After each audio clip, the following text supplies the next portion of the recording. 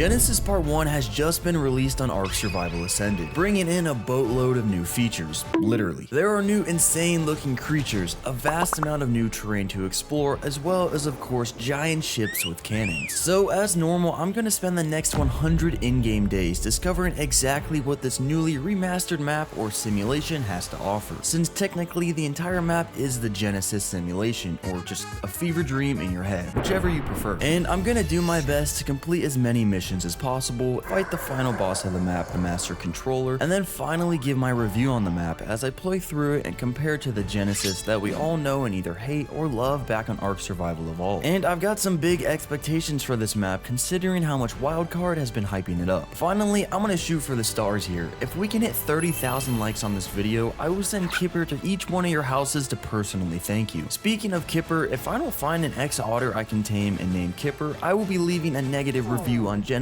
no matter what. Wildcard better hope I find you, buddy. Okay.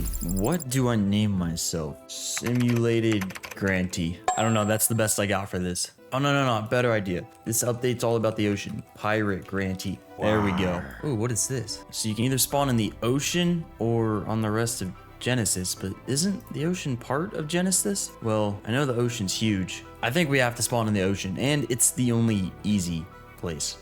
The title, however, was slightly misleading, as when I clicked spawn and skip the random Ark 2 cutscene that invaded my screen, I could already hear World War III happening before even seeing what I was spawning into. Oh, dude, I'm already hearing carnage. Get off my screen! Oh, my FPS too. Oh, wow. My FPS is dying. Oh, and there's an aloe right there. What? This is supposed to be... Oh, there's metal. This is supposed to be easy. What is this? Put a level in, try and get my wits. I'm not playing with any mods. Sorry guys, I'm like panicking here. What? There's a parrot. Oh, I've heard about you. How do I tame you? Oh, I want to tame you. Maybe it's a knockout tame. All right, I'm getting distracted. Let's get to work. After finding a rock I could pick up from the ground, I bashed a random tree a few times to get my first pickaxe going as usual. Okay, well, here's my first pickaxe.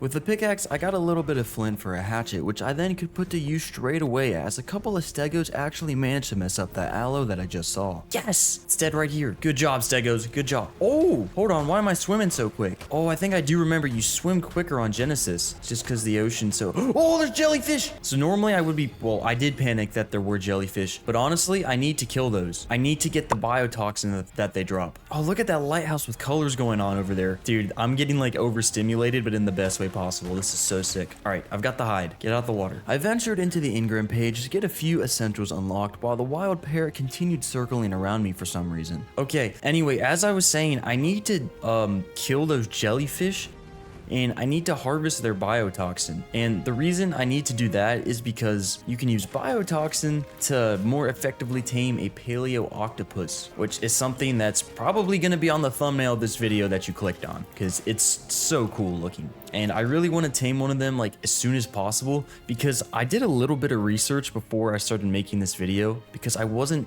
able to start playing Genesis for a few days after it came out. So with that time, I was able to look up on how to tame some things, figure out where some stuff is on the map. But yeah, I'm still going in relatively blind. But yeah, I want to tame a paleo octopus as soon as possible because they look super strong, they look super sick, and they're also actually really good for getting around terrain. Also, these parrots are definitely following me. Thing is, I have zero clue how to tame them. I did not look up a parrot taming tutorial. Anywho, I got to work on making a cooking pot for some quick experience, as I wanted to get the bow and arrow engrams unlocked so I could kill those jellyfish for their biotoxin. 4 levels from that? Wow. Need more fiber. With a decent amount of arrows made, I perched up on a rock and spotted a jellyfish I could try and take down. Oh, that jellyfish is swimming awfully quick. Let's try and kill it. There's one over there. What body is this? Trudon. Dude, these stegos are like my natural protection right now. Somehow one of the jellyfish I saw was already dead, even though I did not kill it myself. But I'm not about to pass up on this free opportunity, so I swam up and harvested it. Oh yeah, that's the much needed biotoxin. There's more right there. Okay, why is swimming so weird? It keeps pushing me up to the surface. Yeah, the controls are acting super weird for swimming. Maybe they changed something that I'm not used to. Because I know oh yeah, the water looks super different. There's now like currents and waves actually do stuff. Just check, what level are these guys? Because they seem pretty strong. A 35. Oh, they killed another aloe. And a 75. Wow. Okay. Well, thank you guys for being my protectors. That gave me a bunch of hides straight away, so I could fully just skip the cloth set of drip and go straight for a set of hide, which was just a few levels away. So in the meantime, I made a campfire, placed it down to get some meat cooking, and I smacked up a raptor corpse that the stegos also took out. Alright, well that's level 15. That's enough for hide armor. Alright, parrot, chill out. Okay, and I think it's mandatory now that I have the Tides of Fortune pack.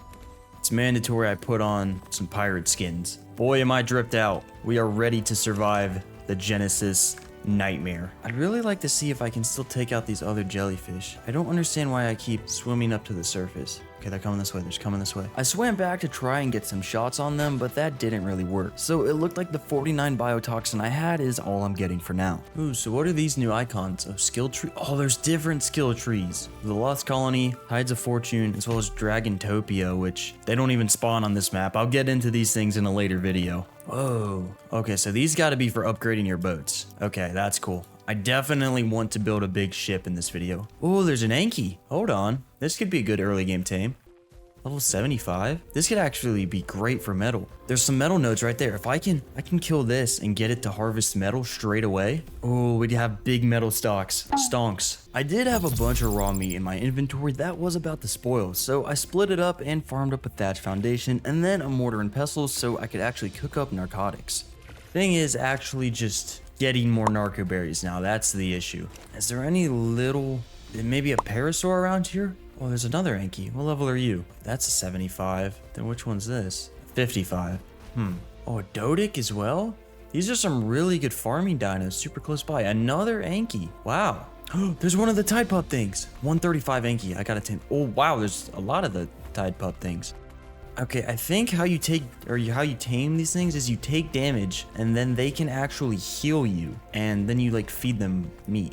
Maybe I make a campfire and stand on it? All right, this might be a little bit of trial and error, folks. Okay, I want the 45. Surely level doesn't matter too much right now. All right, so this is gonna look stupid, but we're gonna take some damage. All right, that's a good amount. Now, are y'all gonna heal me, please? Oh yeah, I can use the HLNA to scan them. I can scan their stats, wow. Oh, and you can see points. That's awesome. Anywho, it didn't look like they were doing anything, so I cooked myself on that campfire a little more until I was barely alive and tried again. No? Okay, I need under 10% of my health. So I gotta get super low. Yeah. Hey, this guy's falling asleep. I can tame him. Woo! It's the level 10. But it's working. I got myself below 10% health and fed another one of the Tide Pups that got sleepy, and again for the third one. Taming all of them. Okay, so any one of them should tame on the next feed. Oh, I have a Tide Pup. 8 levels from taming that? Wow. Just go straight health. So what are the buffs I get from this? Increased health recovery and reduced oxygen consumption. Wow. So I guess the level really doesn't matter on this thing. Oh, and it's like sitting on my arm, not even my shoulder. And I did some research. You can have a Tide Pup and a different shoulder mount on. So Kipper. I can have a Kipper and a Tide Pup on me. That's nice. The quicker health regeneration was also pretty noticeable as I recovered a bunch of HP while just standing around doing nothing. Alright, anyway, we gotta get back on track here. I'm getting distracted. So I wanted to tame an Anki first and use that to farm metal, but then I realized to make an Anki saddle, I need a smithy, which requires metal and a decent amount of it. So I think we'll just have to farm some metal by hand, unfortunately. That being said, I unlocked a bunch of engrams that I would need in the near future, and I also looked into the ship engrams that were introduced with the Tides of Fortune pack. Anyway, I first had to get a forge, for which I was missing fiber and stone. So I did some manual labor around the shrubbery and smacked up a river rock for the stone. Okay, here's a forge. Now let's snag some metal from these nodes right here.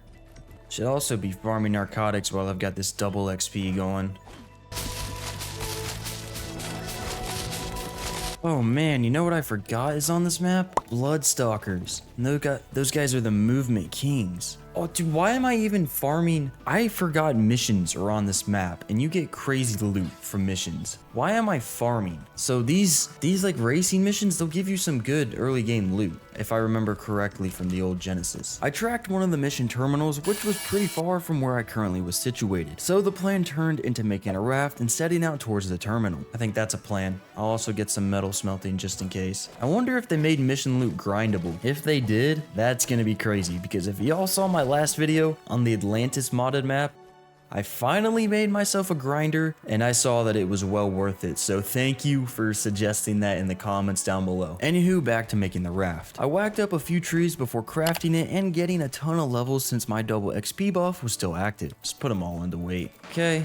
Now, of course, lower anchor. What? That's a new thing. Probably because there's new systems. So the raft will get pushed around by waves. So the anchor is actually needed. I placed the smithy and forge down on the raft before actually checking out HLNA's shop, which didn't seem to change really at all. And also, you can gamble in Ark. You can get hexagons and then use them on loot crates, which may or may not give you crazy stuff.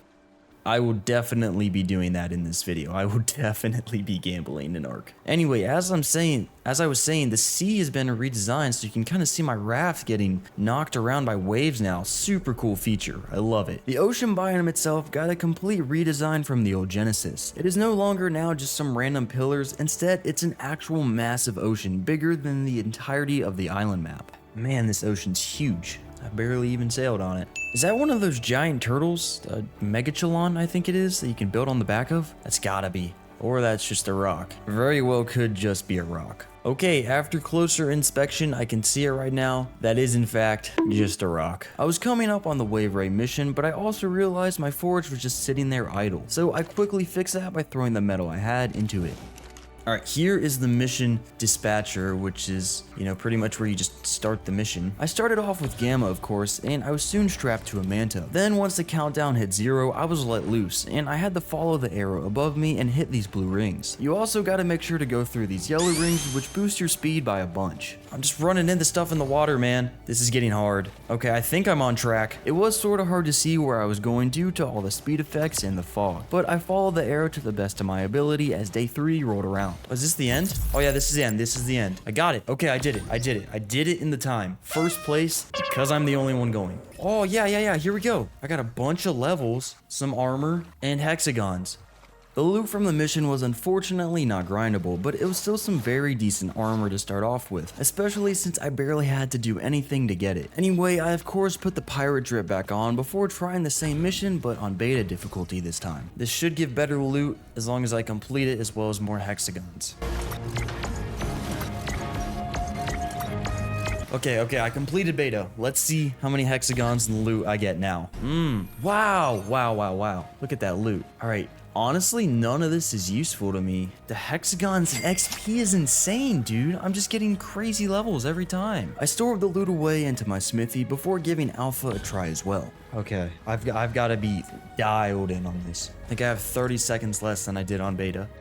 I cannot mess up a single thing. Dude, I have even less time than I thought. I don't know if I'm going to be able to do this. I cannot miss a single one. Oh, what is that? No, I'm canceling this. I had no idea what I got stuck on, so I canceled the mission, which teleported me back to the terminal so I could try again. You see, missions are good and they can give you some pretty solid loot, but you're also gonna get 90% garbage for the 10% of the loot that you actually want. I mean, they're very much worth it. It's just you've got to be prepared to throw stuff away. Also, out of the corner of my eye, I'm pretty sure I just saw the new paleo octopus. That's terrifying. Okay, I actually made it over what I needed to. Can't worry about the octopus, gotta stay locked in on the race.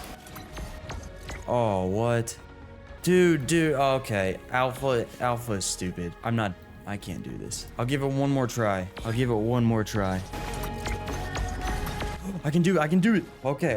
I did it. I did Alpha. Give me some good loot, please. I think I just lost like 5 years of my life. There's some good ghillie gauntlets, but a bunch of saddles I don't care about. Well, that's cool. We got some good levels and experience from that. Itchy level 425, what? All right, see, I don't have any wood here to make myself a hatchet, but if I just say hello, go into the shop, buy myself some wood, and now I can make a hatchet. Pretty cool. I was also level 65 now, so I headed straight back into the Ingram page to look into the ships again. Wow, okay, so the sloop is smaller but faster, and then the brigantine is bigger but slower. I think I have to live on a boat, man. I think it's mandatory. It's just, do I go for the Big Daddy straight away? I think we have to go for the Big Daddy straight away. It's just, I'm not gonna be able to build it for a little bit. In the meantime, gentlemen, I have an idea. Ladies and gentlemen, I'm sorry. We've got 4 other biomes that I can go to, and I want to go to the bog to get Bloodstalkers. For those of you that don't know, Bloodstalkers are giant spiders, and you tame them by, well, basically they just feast on you. They pull you into a web, feast on, if you have blood packs in your inventory, they eat those, and then you can tame them, and they're crazy for movement. And also the bog has a ton of metal that I would like to extract. The bog was slightly more dangerous too, so I gotta get prepared a little bit by crafting a crossbow, making a few bolas, and buying a bunch of thatch for parachutes. And I need to make a syringe too, to actually extract my own blood. Thanks to the Tide Pup on my arm, I can also stock up on blood packs pretty quickly since my health regenerated quicker. Get bed as well before I forget. Anywho, I also made a few pieces of flak armor as I continued extracting my blood for blood packs. Okay, I just had a thought while I'm sitting here farming blood packs. I should just buy a bunch of narco berries, which are surprisingly expensive. But then I can turn those into narcotics, and if I come across like a bizo bufo, like a giant frog in the bog, that rhymed, I can tame that with these narcotics, which would actually be really good at getting around. On the morning of day 4, I started the teleport into the bog. I'm a little nervous, I'm not gonna lie. Actually, I'm a lot of nervous. Oh no, I teleported under the map. Okay, here we go. Just had to give the game a little bit of help. Oh, I spawned right over here. If you don't know where right over here is, I spawned by Dodo Basketball, which is exactly what it sounds like. I think it's mandatory. Oh, there's a parry. Okay, the area is looking somewhat safe. I think it's mandatory I play a quick game. I'll go straight to alpha. I'm good at Dodo Basketball. Bang. So Dodo Basketball is obviously, pretty easy. Look what I'm doing. It's really not going to give you too many hexagons or good loot. So obviously the harder the mission, the better loot and the more hexagons you get. Like this is alpha and look how easily I'm walking through this. Having spectators on the court was a slight inconvenience, but nothing I couldn't deal with while continuing to throw dodos into the hoop. Dilo, get out of here. Alright, here we go, last dodo. See, only 900 hexagons and some soups and a Mega Chalon saddle that is way too expensive for anyone to ever craft. Anyway, we are here for Bloodstalkers, which could be a little bit difficult to get, I'm not gonna lie. I did also just remember to make a spyglass for which I could just buy crystal from HLNA. Okay, let's start a little journey inland to find some Bloodstalkers, and they spawn like way up in these giant bog trees, and as I said, they pull you up and kind of start feasting on you, and that's how they tame. The bog does look pretty cool, I'm not gonna lie. This new lighting really does look good. To run into anything too dangerous, knock on wood, you kind of just gotta check the bottom of these branches. Sometimes you'll see them, and then sometimes they'll see you, and you'll just get pulled up into the sky. The fog was making it a little difficult to see, but the bog is supposed to be all foggy and mysterious looking, so I decided to keep playing with it this time around. Nice thing about the bog though, received a growth surge. Oh yeah, I forgot you can evolve Tide Pups. I gotta do a little bit more research though, because I know some people were arguing that it's better to leave them on your shoulder. But I guess you can have one on your shoulder and then one evolve to where it's bigger. Anywho, I wandered into some sort of cave and I actually found what's called a glitch in there. There's a glitch. Okay, so all you gotta do is you gotta fix these. They'll give you some hexagons. Oh, yeah, so they give you experience buffs, and also I think you've gotta fix so many of them, or maybe even all of them, to start some of the bosses. I really don't know. I also started to get a bit worried since I would have expected to see at least one Bloodstalker by now, so I tried turning off the fog for just a second. How does it look without fog? Awful, wow. I think that moss shops just got hit by one. I think there's one up there in that branch. It's just how do I get up there? Oh, there's one right there. There's one right there. Level 15. Okay, that's perfect. I just need to get its attention. I hit it with my crossbow, but I was way too far off to get snatched up by it. So there wasn't much I could do except just build up a ladder that would hopefully bring me close enough for it to pick me. So I farmed up a few of those before giving up on farming completely and just buying the resources because I'm a baller like that. All right, we got to get right below it and then start building up. Okay, we're like right under it. Let's start building up. What the? It just picked that moss shops from that distance. Okay, I won't have to go far at all, I don't think.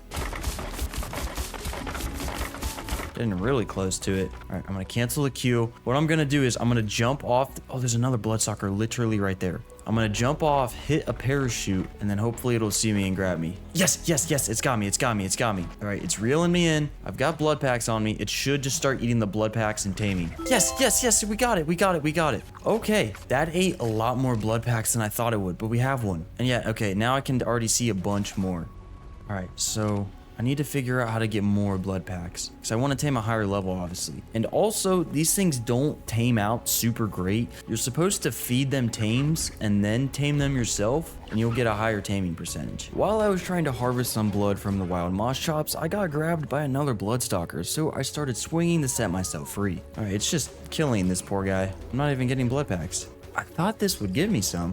Do I really have to farm them by hand? Alright, I need to do some research. 12 seconds later. Alright, unfortunately, I do not know what I was thinking. Bloodstalkers do not harvest their own blood packs. So if I'm gonna want to tame higher levels, I'm gonna have to farm them myself, which I don't want to do by hand. However, I know with the Lost Colony DLC, there's a thing added. Yes, the medical stand. So if I make this, I can connect it to creatures and it will take blood packs from them. Yeah, if I tame a parasaur and attach it to the medical stand, parasaurs have some pretty good health. It should farm blood packs pretty easily. Oh, my Tide Pup. He's over here. I forgot about him. Sorry, dude. Didn't mean it. Even on this really low bloodstalker, I could already travel at insane speeds by just swinging around on the giant trees like Spider-Man. Anywho, I soon found a few parries, but they were all low levels, so I continued the search. This guy's stuck. Please be high level. 125, that's stuck. No way. Think it's meant to be.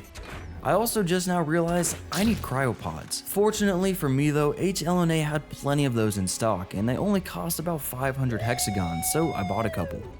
Oh, you know what? I got Lost Colony regeneration. I could farm blood packs crazy. Looking at the milestones, I just had to farm up a bunch of wood and thatch and then craft a few wood structures, and I would get my first 3 skill points, so I got to work. Now all I gotta do is craft 10 wood structures. Oh, and Perry's tamed. So I'll have to see how fast I can produce blood packs with Perry producing them as well as myself. I also got the 10 structures crafted, so I got my skill points and put them all into the hot blooded to get even faster regeneration. I'm gonna heal super quick, especially with the Tide Pup. Perry, just put the saddle on you and then you're going straight in a cryopod. Now, I need to teleport back to the ocean and get back to my raft somehow. And I kind of just left it by a mission, so it might be a little bit difficult to get back to. Can't imagine how quick I'm gonna heal though. Oh, I heal so fast. Didn't spawn under the mesh, nice. And I am very far away. Whoa, I'm on like a giant skeleton island. Wow, this island's sick. I had quite the swim ahead of me, and I couldn't figure out how to actually submerge with the bloodstalker to swim faster. So I just had to glide and jump across the water. Oh, there's an NPC boat base, man. You can commence raids on those. Wow, that's crazy. Those look sick. Oh, no. I don't want to be in it. I think I spawned as far as possible from my raft. Oh, there's just a rogue ship. It's burning. What? It's a pirate ship. Oh, there's a paleoctopus. Hold on. Oh, 15. Okay, that's definitely not worth taming. Oh, it looks sick though. I'm so taming one of those soon. Oh, I'm out of stamina. Anyway, I did finally make it back to the mission terminal, and that definitely took a hot minute. However, my raft was not where I left it. Where's my... Oh, my raft drifted. Look at it. That's cool. That's a cool mechanic. I hopped on with the bloodstalker and got sailing away again, as I wanted to park the raft at this big island that was kind of close by since it had a bunch of resources on it. And on the way over, I think I'll farm blood packs. I can't while driving, so this could very well be viable. So this is looking like it's going to be the big main island of the whole ocean. So maybe it's worth setting up my permanent base here, but I'm also worried it's in the direct center, and to my knowledge, there's no teleport spawns by the center. So I need to like bounce around and find where a good island, because I'd like to build in the ocean because that's really the biggest thing about this map right now. And I need to find a good island and make sure it's next to a teleport spawn zone, because the ocean's not easy to navigate. That mountain up there looks pretty sick though. I made it to the big island, so I made sure to drop the anchor off the raft, which didn't really seem to show much, but I trusted that it would stay here from now on. Anyway, let's look into making this, it's called a medical stand. Yeah, so I need 50 ingots, 20 polymer, and 4 blood packs. How would I go about? Maybe I just buy that stuff? I could in fact buy those resources, however they were all super expensive, so it looked like I had some farming to do regardless. Here we go. Good metal stocks down here. And there's obsidian right there. I could pull together for a fabricator. It's probably not worth spending so many points on just a little bit of polymer when I'm gonna need to make a fabricator anyway. One thing I could definitely buy though was oil, as I didn't really know where to get that and it was reasonably cheap. Yeah, so let's make a fabricator. All right, I just need to wait for some metal to smelt and I gotta get cementing paste for a fabricator. In the meantime though, I wanna go check out this island, see what it's got to offer. It's huge. I headed straight up that cool looking mountain as I really wanted to see the view from up there. This is a view. This is a view. Anyways, on a side note, Genesis doesn't actually allow you to fly on flyers, so farming is going to be a bit of a challenge. Fortunately though, there is a substitute that comes with Genesis, and that is the mining drill, unlocked at level 80. It's better to do some missions and get a good one from missions, because missions really aren't that hard. Anyways, I hopped back down to my raft and I decided to buy a little bit of paste since it wasn't crazy expensive. And while waiting for the last bits of metal to smelt, I whacked up those obsidian nodes that I saw since I'm gonna have to make hard polymer. There we go. There's the fabricator. After cooking up a little bit of gas in the forge, I fired up the fabricator and crafted the 20 polymer I needed for the medical stand. Alright, now, can I make a medical no, because I just spent all my metal on that. Oh, I should just make more forges. What am I doing? I'm just buying the stuff, man. I can't be bothered. Dude, Genesis is going to make me like the laziest Ark player ever. I'm never going to want to farm again. So we use this to get the metal. And then also I've been doing a little bit of research in the meantime. I know we've got a bunch of things going at once. We're trying to grind out for better bloodstalkers, but I want to get that mining drill, which I was talking about. So I did some research and I found a mission in the volcano biome that should provide some good loot as well as hopefully provide a mining drill. But I first wanted to get that medical stand going. So I harassed a random parasaur for a hide, mined up more metal, and then waited around for enough ingots to smelt so I could finally craft it. Let's throw Perry out. Okay, finally. Here is the medical stand. So I'm gonna place it right here. Select creature, attach. Oh, what dude, it's in your nostril. Oh, Perry, I'm sorry. Perry, I'm sorry. So now I gotta set its activity, change mode, torpor, create blood packs. Oh, it just made 7 like that. But I don't want it to kill him. Is it gonna kill Perry? It's creating so many, but I just don't want Perry to die. Oh, Perry, I'm sorry. I didn't know that it'd be this brutal. But this is actually really efficient. I'm gonna wait till he gets low and then I'll turn it off, Perry. I promise. I need these blood packs right now, man. The stand actually kept on draining Perry's health into critical territory, so I had to detach it just before it actually killed him, but I got a ton of blood packs off that. Perry, I'm sorry you had to go through that. I'm sure that was a lot for you. Here, I'll take you out to get some berries. Eat your berries, man. This island's pretty peaceful. You're low-key in paradise. Eat up, heal up, dude. I'm sorry, I'm not gonna lie. I probably will be doing that again. That's definitely the meta if you guys want to get blood packs. Just make sure you don't kill your Perry. That would be sad. With that, I was pretty much ready to go into the bog once again and try and get a higher level bloodstalker. I left a marker of my raft on the map this time and teleported into the northeast side of the bog. This time I didn't get thrown into the mesh, so I quickly made my way back to the middle of nowhere where all the bloodthirsty spiders were waiting for me. Okay, here we go. Here's some. Oh, that scared me. Oh no, my guy's just hanging there.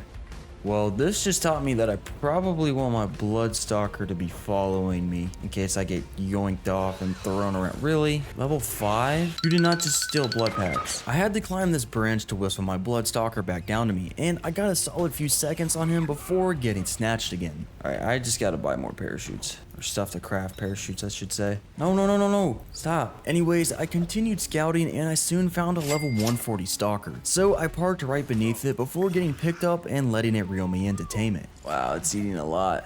It's eating a lot. Surely you tame, dude. I have over 100. Oh, this is not looking good. You gotta tame like right now, dude. What? That wasn't enough? That was so many blood bags. The worst part about this was I couldn't even see the taming progress at all. So I had no idea how many more I would actually need. Alright, we're gonna teleport back to the ocean. We obviously need more blood bags. Let's do like ocean south. Let's try that. Hopefully we spawn close to the island. I quickly made a marker on my map as well before teleporting so I wouldn't lose this 140. Oh, this isn't close at all. Oh, silica pearls. Alright, I guess I'm gonna tame some more parasaurs or maybe even a Biomia. How much health do you have? You're only at level 30. Yeah, I guess we're gonna tame some parasaurs or Biomias and farm more blood bags that way. I also need to figure out I can't live on that main island, man. It's just in the center and I can't get to it. Having to swim literal miles to it every time I wanted to go back home was definitely not viable in the slightest. So I'm gonna have to find an island that I can teleport to instead. So I tried a couple more locations and I actually ended up teleporting to some sort of castle that looked to be pretty interesting. Oh, what is this castle place? Oh, I'm trying to find the best place to teleport to an island close by. Dude, when you spawn in the east, you spawn northeast. What? No matter which zone I chose to teleport to, not one of them put me any closer to the big main island. Oh, some oil right here. Bro, the ocean's just too big. I just can't get back to where I need to go. What the? 300 damage? Bro, the ocean is too big. It ain't got no business being this big. I got back to Perry in my raft on the morning of day 8, so I checked my boy's HP out to see if he was ready for another blood extraction procedure. I mean, you're healing, but we should go tame some more. Why are you in the mesh? Yeah, okay, let's go tame some more parasaurs. We're gonna go back with a ton of blood bags next time. I'm shocked I wasn't able to tame it there. I also needed the parasaurs to be higher level so they would have more HP, which was really unfortunate news for this level 10 Perry. Everything's super low level, man. I didn't remember Genesis having such low levels. Could be wrong though. Can't the Tide Pup heal? I think he can only heal when he's got evolution. Oh wait, I wonder? I got an idea. You gotta be careful with this, because once Bloodstalkers get to a certain amount of health, they get angry and they'll kill you if you jump on them. What if I attach it to the Bloodstalker? Then I can just heal super quick. No, I can't attach it to it. Really? That's annoying. So it looked like I would just have to work with what I had, meaning Perry had to brace himself once again as I carefully extracted as much blood from him as I could without sending him to the afterlife. Once again, I got a solid amount of blood bags from that, but definitely not enough as we all saw. So in the meantime, I headed back out to look for things to tame that had a decent health pool. Come on, man, I need a high level parasaur. Level 5. 15. Oh, 130. Does it have a kid? Does it have a child? I swear it has to. Who are you? Oh, 140 right here too. Okay, we found all the high levels. Alright, with 3 high-level parasaurs, getting blood packs should be no issue. It's just I don't know how much... I can't see a taming bar when I'm taming the stupid Bloodstalker, so I don't know how much I need.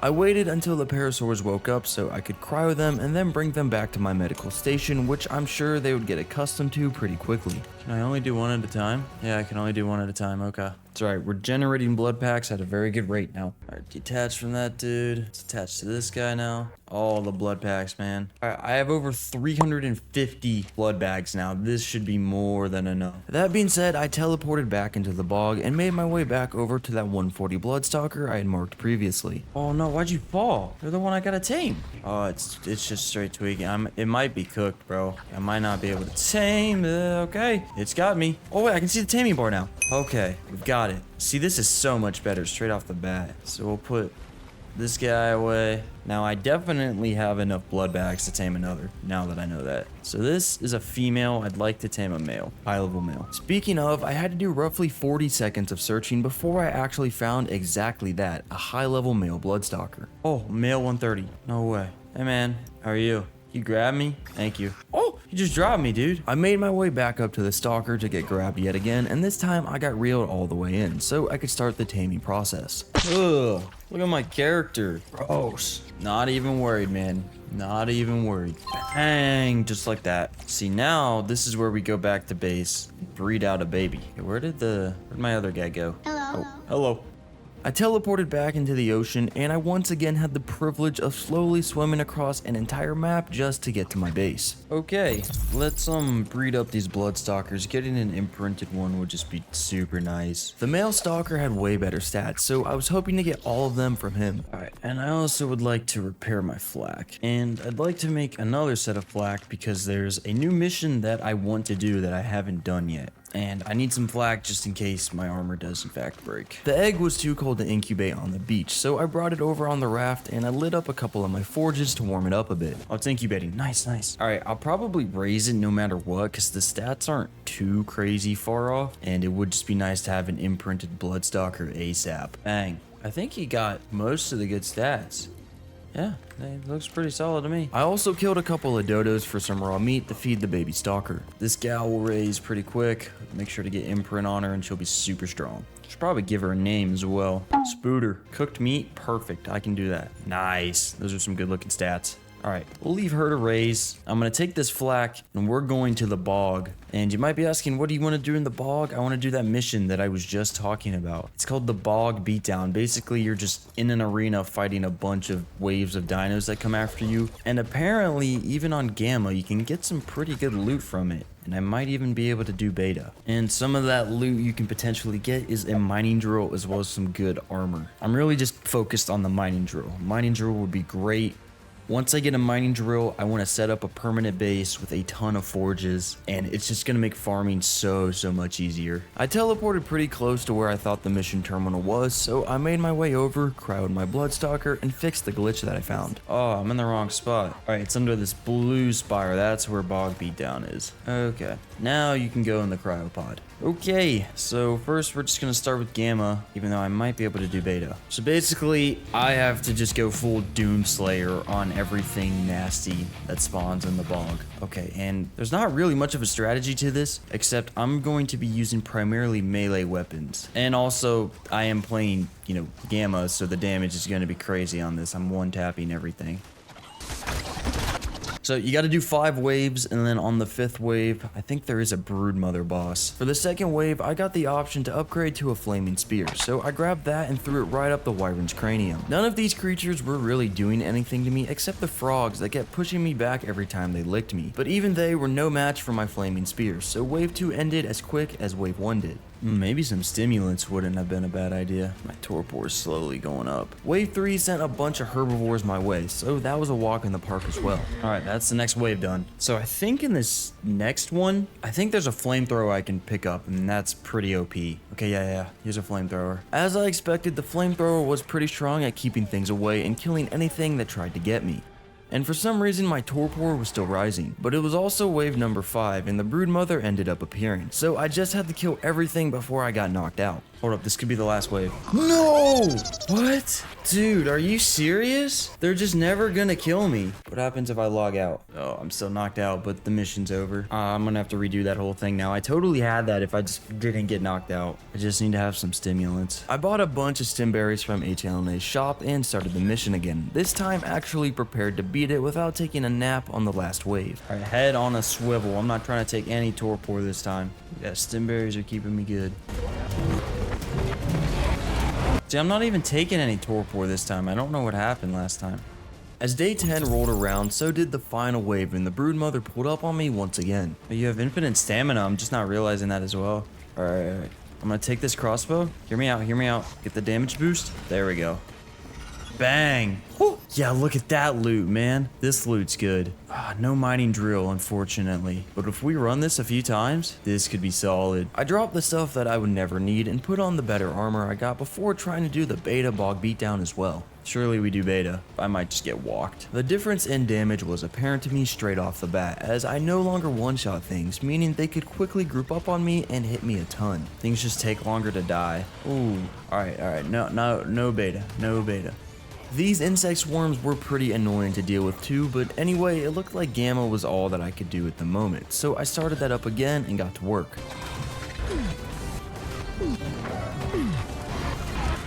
Alright, here's the big boss. Instead of running from the Broodmother, I think I'm just gonna wait until it gets up here, grab the 4x damage, and then just obliterate it with the flamethrower. It really just doesn't make sense to run around in circles, trying to hold it off until last. Alright, there's Big Mama. Alright, come here. Oh wow, this is doing not a lot of damage. Alright, do not use the flamethrower on the Broodmother. Use it on everything else except the Broodmother.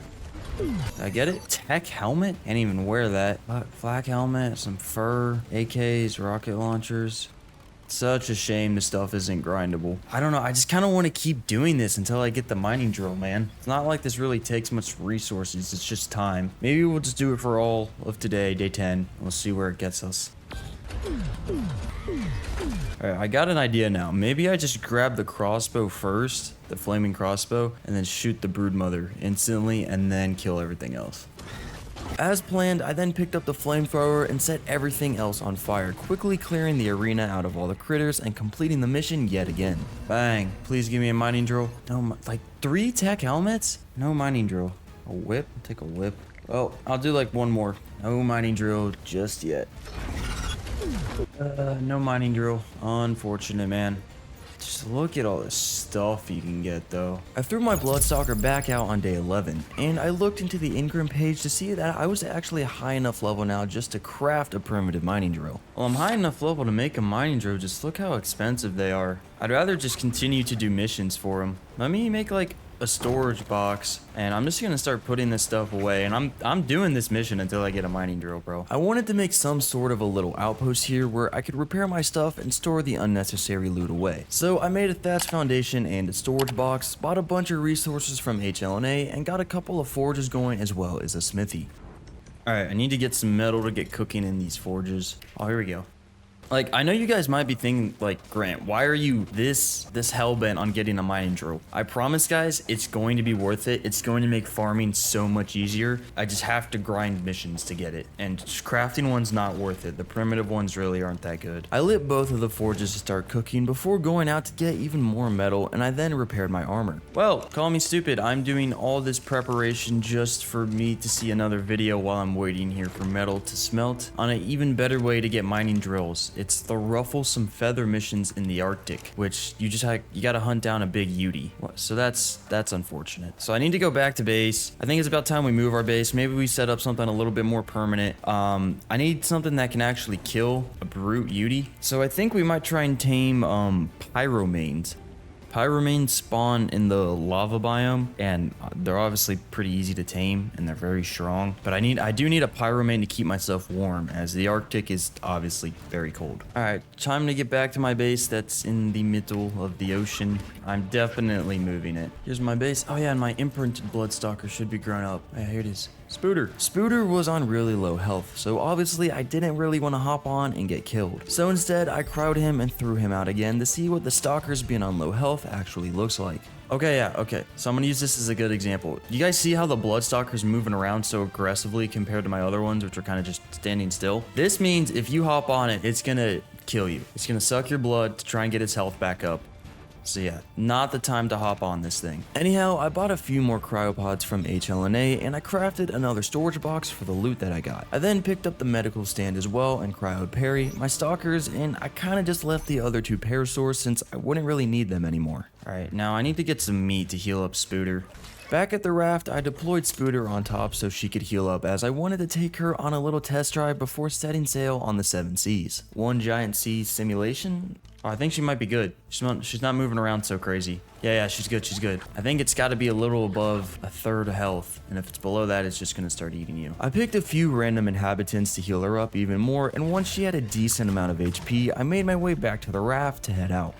On a side note, for some reason my Tide Pup kind of just despawned. I was given a cryopod after exiting the bog mission, but I didn't throw it back out, so it's just gone now. Guess I just gotta make sure my dinos aren't out of cryo when I'm doing a mission where I can't use dinos. Anyways, the island that I planned on going to was the island down south that I always teleported into. Man, this is going to take a while. And it sure did. Pretty much half of day 12 was just spent holding a key sailing towards that island. Oh, dude, okay, we're finally reaching the South Island. It's literally took the majority of day 12, and it's actually raining right now. So that's making the seas real rough, which is a cool mechanic. Definitely like it. But here is home. Here is home. I'll be able to spawn in on the island.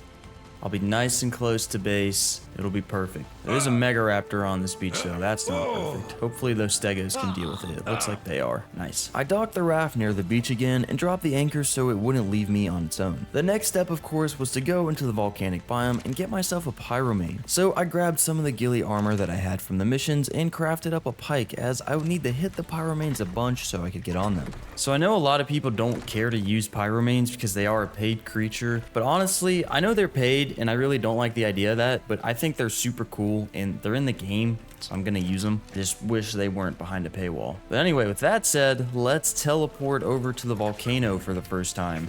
Okay, here we are in the volcano. Really not a friendly area, as I'm sure y'all can probably imagine and see. Oh, there's a magmasaur. I'm not gonna lie, I completely forgot about magmasaurs. You gotta steal their eggs and they're great at farming metal. Oh wait, is this? Hold up, is this what I think it is? This mission right here. Yeah, this is out of the frying pan.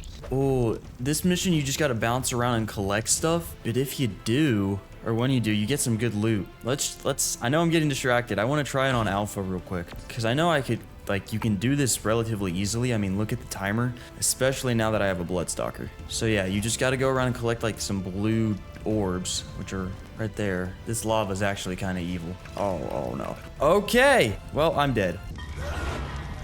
Relatively easily, I mean, look at the timer. Maybe we're not doing that mission.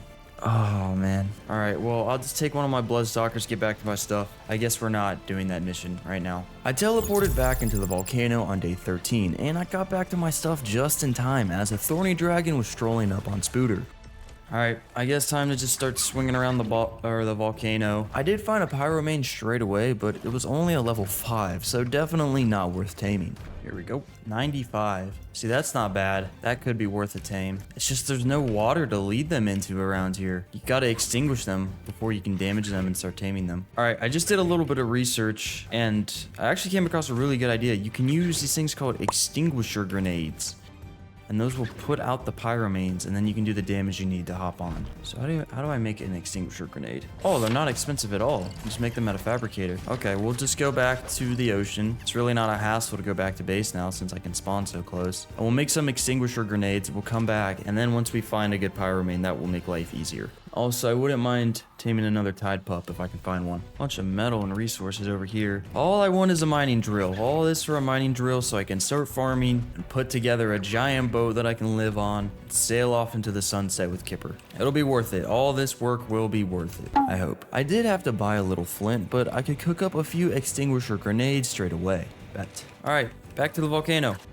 The more I play this map, the more I discover that it really is a learning process. It kind of feels like a whole new game. And honestly, I like it. I like that. I think that is how new maps, or really maps with a lot of detail in them, should be. They should feel very different, and I do like this. I'm having a lot of fun on Genesis so far. Anywho, I made my way back to the level 95 pyromane, and I parked my stalker right behind a rock, and then ran up to the beast with the extinguisher grenade in hand. Okay, it's extinguished. It's extinguished. I then stabbed it a bunch with my pike, but it quickly set itself back on fire and completely shredded through my health. So I had to hop back on Spooter and dip. Not good. No! Dude. Oh. Alright, it got out of the fire it reignited way faster than I thought it would. That really did not go as planned, so I made my way back to grab my stuff and try that once more. It was like an avalanche, what? Oh, do not want to get in the way of that. Okay, let's try this again. Hopefully this goes better. Oh, it went back up to full health. No. Dude, I'm just getting my butt handed to me. I just need one. With one tamed pyromane, I could skip a lot of the headache of getting set on fire. That being said, I decided I'm just gonna tame that level 5 that I saw earlier, since I can definitely get it to a low enough health to actually hop on. Got it. Yeah, this is gonna tame no problem. All right, this is what I needed. It's a start. Bang. Pyromane level 7, that's what I'm talking about. So let's just put this guy on my shoulder. So I've got cuddled by fire, so I'll stay cooler.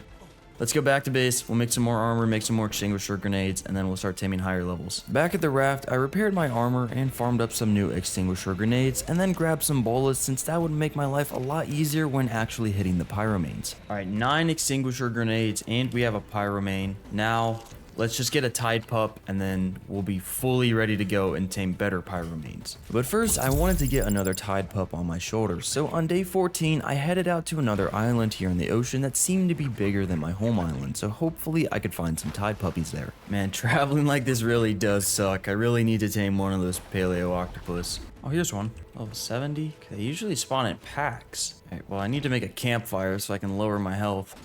I would also like to get some prime meat to tame these guys. Be a little bit more efficient. Oh, here's one. Oh, 140. I want this one.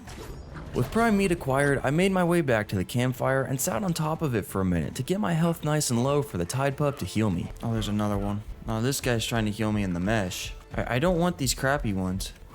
Okay, well, there's a lower level. I still want the 140 though. I want the 140. Give it to me. Yes.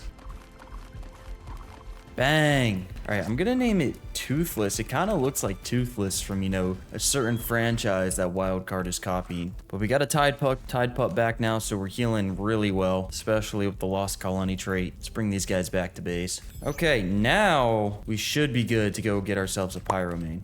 I was about to start heading back to my island, but I quickly realized I could just teleport there. So when I returned, I quickly sorted through my stuff and repaired some of my spare armor that I was bringing with me. Alright, now back we go to the volcano. More Pyromanes, better Pyromanes. Alright, we're going back to that 95. I bought a few more cryopods, stuffed Spooter into my pocket, and then pulled out my bolas to pull up on that Pyromane. Got it? Alright, we're gonna extinguish it.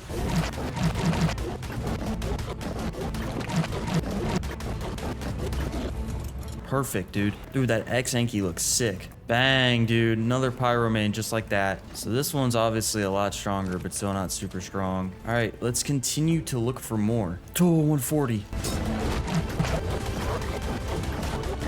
Oh yeah, my guy's biting and helping. One of my shoulder bets are biting and helping. Got it. Yes. Got it, dude. Bang. All right, honestly, I know this guy is better than the one that's on my shoulder, but I'm going to throw her in a cryopod just so she gains more levels. Because creatures get buffed XP gain once they're in cryopod. I was not done with taming Pyromanes just yet either. I wanted to get a couple more at least, especially since I ran into said couple not even a minute later. Oh, 140, no way. There's another one right next to it. 140 next to a 145. Wow. Okay, well, I actually need these guys to separate. I got the attention of one of them on day 15, so I quickly put Spooter into a cryopod and pulled up to bola and stab it a bunch while my shoulder pets bit at it as well.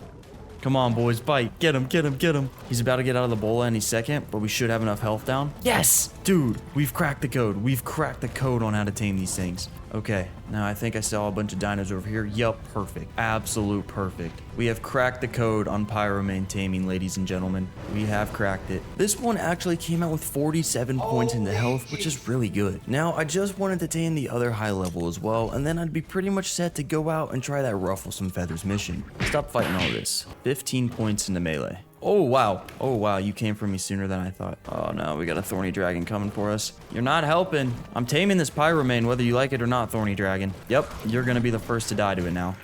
And after seeing a couple of X-Trikes on fire as well, I tamed this last Pyromane up and I tested one thing out on it straight away. So, wait. Do I take lava damage with this thing? I don't. That can make the out of the frying pan mission so easy. Anywho, I teleported back to base and I threw all the high level fire kitties out so I could level them up a bit. Alright, now let's take each of these guys just on a little quick leveling run. Just want them to get a little bit more health. Alright, going to the Arctic. After teleporting, I tracked down the mission terminal and I made my way over there on Spooter. Also, I think this is the best biome that I'm going to be able to find a Kipper in. However, I'm not going to prioritize taming an otter just yet because I like having the Tide Pup and the Pyromane on me. Gives me some pretty solid buffs. I made it to the mission terminal, so I cryoed Spooter and then deployed the Pyromanes before starting the mission on Gamma. So we gotta hunt down a giant brute Uteranus. So HLNA is gonna scan for tracks for me. Yes, this way. Oh, there it is, there it is. Get him, sick him, boys. It had a ton of health, but it really wasn't dealing much damage back. And once we got a third of its HP down, it ran off, so I had to track it down with HLNA once more. Anyway, apparently the Gamma Ruffle Some Feathers mission is better for getting mining drills than the Alpha or Beta, for whatever reason. I was able to track down the Yeti again pretty quickly, so we hit it a bunch before it ran off for the second time. Alright, I think we should be getting close to the final fight, and I think it spawned some Carnos in with that, which could be an issue. Oh yeah, speaking of them, and that's another Yeti. Okay, my Pyromanes are a little bit below half, but we should be able to kill this, no issue. Oh yeah, you're dead, you're dead. Give me a mining drill, give me a mining drill. Yes. Yo, we got one. Okay, it's just primitive, but we have one. I also got a couple of ocean platforms, which I could actually use to build my base on top of, so I teleported back to the ocean and ran home to try those out. Alright, so that's how we got to place it. I'd like to make a bridge connecting to land. Alright, let's pick up these forges and bring them over here. And then I want to show you guys how good this mining drill is, because I've been talking so much about it. It did need some gasoline to run though, so I grabbed that from my fabricator and I placed down the forges on the ocean platform and headed out to a metal node so I could test out the mining drill. Look at that. Look at that. Look how quickly we just harvested a metal node. And once you have the mining drill in your hand, you reduce weight. It's crazy good. Pretty much completely eliminates the need for an Anki and an RG duo, since this thing is the Anki and RG duo in itself. Now, something that a mining drill pairs really well with, especially for a solo player like myself, is a Procoptodon, because you can pump a ton of weight in those boys. I also tried to harvest a tree with a mining drill for wood, but it was getting a lot more thatch, so I ended up just buying the wood for the forges anyway. So anyway, I would love to get a Procoptodon in the near future. I placed the ocean platform down, connecting it to the first one, and I really wanted to connect the whole thing to land since it was kind of annoying just getting up and down at the moment. It's not going to be anything crazy fancy, but it'll be what we need.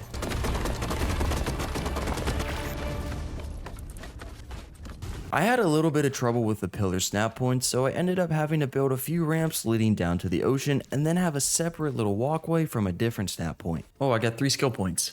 Yeah, I'll do experience killer. Okay, there we go. We've got a bridge constructed. It doesn't look crazy good. I'll probably expand on it and make it look better later, but we have access to the land now, which is good. And let's start moving everything from the raft. All right, there's the fabricator. We got 2 smithies 'cause I'm baller like that. Place a bed right here. So I don't know that I'm gonna build a super fancy good looking base in this video. I more want my base to just be practical because there's so many other things that I have to do. I farmed up a few more storage boxes since I would be needing them with all the loot I was going to collect from all the missions. Okay, let's bring the pie remains over to the raft now. Actually, you know what? I should probably breed these. Getting an imprinted one would be good. So as long as I get the good health on a baby, I guess I'll be okay, because I really don't have a great melee. Alright, let's start looking into making some fancier stuff like a generator. Be nice to get some power to the base, and we can get air conditioners, a refrigerator, all that good stuff. The baby pyromane soon popped up, and it both got the good health and good melee, so I fed it and then named it Kitten. Cute little kitten. This guy will be my new battle pyromane. I think next on the list, once we get this guy imprinted and he fully grows up, I want to go into the snow and tame a Procoptodon, as I said, because those will be great for bouncing around this island and other biomes and collecting a ton of stuff with the mining drill. Okay, Kitten wants an imprint. What do you want, Kitten? There's no way. There's no way you want exceptional kibble. Well, now I'm gonna have to breed out another pyromane. That's so unfortunate. That one was perfect the first time. In the meantime, I hopped on Perry and went out to do some lawn mowing for narcotics, as I would be needing those to knock out a Procoptodon. And I did also add a few more mortar and pestles to speed up the production, and I soon had another baby pyromane ready to be claimed. And it's not good. Sorry dude, should have had the good stats. While all the narcotics were cooking, I quickly farmed up 4 wooden billboards, since you can kind of just wall the Procoptodons in and then trank them out that way. After that, I waited for one more pyromane to pop out, but it once again did not get the good stats, so I had to get rid of it. Alright, let's head into the snow and try and find a good level Procoptodon. And usually it's like kind of hard to get rare mushrooms to, you know, actually tame them, because that's what they eat, but I can just buy them from the Genesis shop. So we'll do Arctic Northeast. Oh, dude, we spawned right next to an X-Otter. A Kipper. Alright, I need to get a fish. Change of plans. Oh, there's another otter. 65. Are there really no fish in this? Really? Not a single one? I left a marker on my map as it didn't look like any fish had spawned in quite yet, so I'm gonna have to come back later. For now, I just had to lock in and go find myself a Procoptodon. Oh, we got beavers here. Taxpayer. Oh, there's straight tax.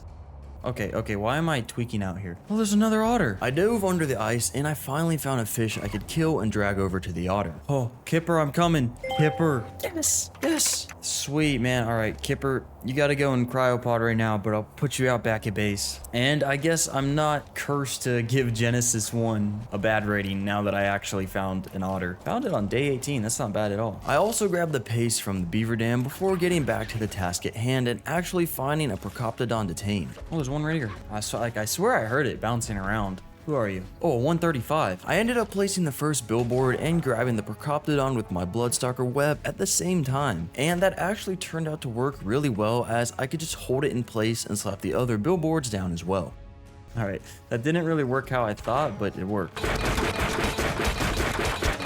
Bang, it's asleep, just like that. I bought a few more rare mushrooms just in case, and I unlocked the saddle engram, which actually needed some pelt to craft. So I had to go around and look for some things to kill while that tamed up. You know, for it being the Arctic, I'm really not seeing much Arctic dinos. Like, there's no direwolves, Dadons, nothing of the sort. I guess I'm just gonna go back to the Procoptodon and wait, and then I can always just buy pelt from the shop if I don't have it back at base to make it saddle. That being said, I literally just sat in front of the kangaroo waiting for it to wake up so I could stuff it into a cryopod and teleport back home. I'll name it Bunny. I don't know. I'll be bouncing around doing stuff on it. Pause. Anyway, let's get this thing back to base. Let's get it to saddle. And then I really need a good way to power level my tames because they'll just be so much better if they had more experience. Kipper, you can come out as well. You will be the king of Genesis. Oh! Kipper, let's try that again. Kipper, you will be the king of Genesis, and I'll get you a throne at some point here. Anywho, I re-enabled mating on my pyromanes again in hopes of getting a strong offspring. And I also bought a little bit of pellet that I needed from HLNA to make that Procoptodon saddle. Now, with Bunny all saddled up, it was time to head out and do a little bit of farming. What? I can't use the mining drill off the back? Okay, I bet they're gonna change that. You used to be able to use the mining drill off the back, if I'm not mistaken. Back at base, I threw a stack of metal into the forges, and I claimed the baby pyromane that popped out. Unfortunately though, it didn't get the good stats, so it was quickly promoted to the afterlife. Anyways, after restocking the forges with metal, I also grabbed some crystal from a nearby cluster so I could craft some more appliances later down the line. On day 19, I got another pyromane baby without the good stats, so it had to go. Whatever, man. Whatever. I want to go back to the volcano, and I want to do that out of the frying pan mission now that I have a pyromane, because I'm pretty sure you can get mining drills and also good shotguns and armor just from that mission alone, and it shouldn't be hard now that pyromanes are a thing and you don't even have to worry about the lava. You can just walk through it. Okay, so let's put this dude into cryo. Gonna ride the pyromane. Let me just confirm. Yeah, I can just walk through the lava at my leisure. Whoa! But my Tide Pup can't. So I cryoed that too before starting the mission on alpha difficulty and getting to work on collecting the blue orbs. After that first set of orbs, I had to throw my Bloodstalker back out and make my way over to the second area to collect 4 more. Now I gotta go to an oil field. The last set of orbs was inside the volcano, which was pretty scary since it could erupt at literally any moment, and there's also magmasaurs down in there. Oh, I'm dead. Mission accomplished? Oh, look at the loot I just got. Okay, hold up. I low-key just took a magmasaur spit to the face. I didn't even realize I finished the mission. Look at those shotguns. The loot from this mission was far better than any of the loot that I've gotten so far, so I would definitely be running it a few more times, and I recommend it to run it yourself if you need good loot. Anyways, I made my way back to the terminal and started the mission once more. Last one. Where's my last one? No way. Is it down here? Oh, there it is. There it is. Got it. Okay, this one went a little bit easier. Bang. What did we get from that one? Good long neck, good trike saddle, some chitin pants. I don't know. These shotguns I got last time are just insane. Yeah, man, we'll have to grind out this mission some more for sure. When I returned to base on day 20, I kept one of the shotguns on me, and I threw the rest of the loot into a storage box before repairing my armor. Alright, let me get some obsidian with my Procoptodon so we can make some polymer, and let's make a fridge, maybe 2. What the? Why did those obsidian nodes not give anything? Oh no, am I out of obsidian on this island now? That's not good. Oh, okay. Let's test. Is it the mining drill or the obsidian nodes are the problem? These are just some weak obsidian nodes. Really not sure what's up with that. Well, I had to work with what I had, so I brought it back home to convert it into polymer, make some electronics, and finally the 2 fridges. Alright, next I want to start putting together a bunch of gunpowder. So you might be asking why I want to do that. Well, first, obviously because I want to load up this shotgun. This will just be super good to have in like clutch or tight spaces or a rough spot. But also, I want to start making trank darts because of the super good long neck that we got. It could be a little bit better, but it's still very solid. And I want to start using it to tame tech Rexes. So the Genesis has the lunar biome, which pretty much, I think almost every dino in there is made of tech. So they're really good to kill for resources like electronics and oil, but also tech dinos can spawn up to level 180. So if I can tame 2 level 180 tech Rexes and breed them, I'm gonna have some pretty strong babies. And I'm going to use those babies for A, the boss fight, and B, for power leveling. If I can just knock out a bunch of them, I can power level any of my dinos and make them super strong. I made myself a few canteens before grabbing all the charcoal that I had and claiming another Pyromane baby that finally had the good stats. Here we go. New Pyromane baby. Level 228. You have to have the good stats. Yes! What do you want to imprint? A Verde Berry? Perfect. Dang, look at that Pyromane. Oh, you need some food. So what am I gonna name this one? Ultimate Kitten. While Ultimate Kitten actually reached her final form, that being an adult Pyromane, I focused on making gunpowder, buying flint from HLNA, and forgetting to turn off mating on the Pyromanes. Oh no, hold up. Got to take these guys off breeding. Oh, looks like I'm gonna have another baby. Test out this new long neck rifle on it. As cruel as it is. I'm not wasting another bullet. Charcoal was also relatively cheap in the shop, so I decided just to buy that too so I wouldn't have to wait around for it to burn in my forges. Anyways, Ultimate Kitten was now fully grown, so I went out to do a little bit of killing and healing. Oh yeah, this thing is cooking. When I returned from my little leveling run, I crafted a bunch of trank darts and I started the shotgun shell production as well. How much damage is this shotgun doing? I need a test subject. Biomia, perfect. Come here. You've got more health. Yeah, this thing's doing pretty good damage. Sweet. I think I'd actually like to make a few more darts. Red Bull at 10:40 at night. Y'all know I'm committed. Okay, sweet. Let's head to the lunar biome for the first time. The lunar biome's brutal because you're either freezing or you're being cooked alive by the sun. So I'm hoping this Pyromane on my shoulder will help, but I don't know, we might be forced to retreat. Oh, I'm only cold so far. That's good. And I got to pack up a tech parry straight away for a bit of electronics and oil. Wow, this place looks pretty sick. It looks very similar, but I mean, it looks awesome. I'm only, see, I'm outdoor radiation. So it's just when you're in the path of the sun, you get radiation. Otherwise, I'm good to traverse this area. I was in search of high-level Rexes, so the low levels I could kill for resources and hope a new one would spawn in their place. 168, that's what I'm talking about. The Rex walked off the edge of the cliff a couple of times, but the nice thing about the lunar biome is that it just teleports creatures and pretty much everything that falls into the void back to land. So anyways, I checked out its stats with HLNA, but they really weren't looking too insane. So for the time being, I just put a marker on my map and continued looking for more. Like, I swear we can do better because Rex spawns are just really common. The levels of the majority of the tech Rexes were really low, so eventually I decided just to go back and tame that level 168. But when I returned, I had to wait around a little bit for the sun to stop shining directly at the island so I wouldn't get burned alive while tranking out the Rex. Oh hey buddy.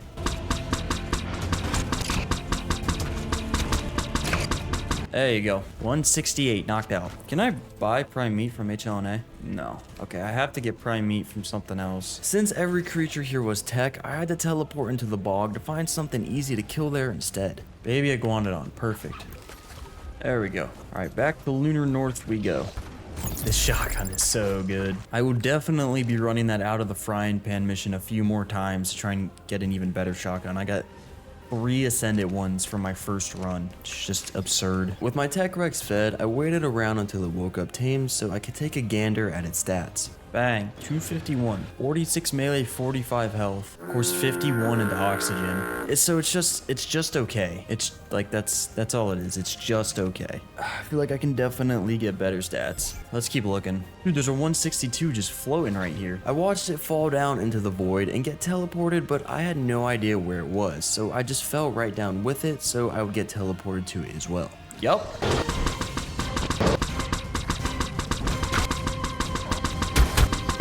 Bang, just like that, it's asleep.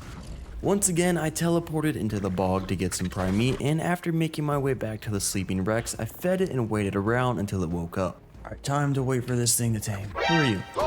Okay, please get every point into melee. Bang. 49 melee? Okay, that's better than what I have. It's still not great, but it's better. 49 melee is not bad. That's not bad at all. Okay, back to ocean we go. Back home, I should say. Okay, here we are back at base. And something that recently just dawned on me, these ocean platforms now have snap points. So I'm pretty sure you can also fill in the middle of these ocean platforms with ceilings. So you can just get a ton of flat space. So I think I might just make up a bunch of thatch ceilings and at least cover in this one.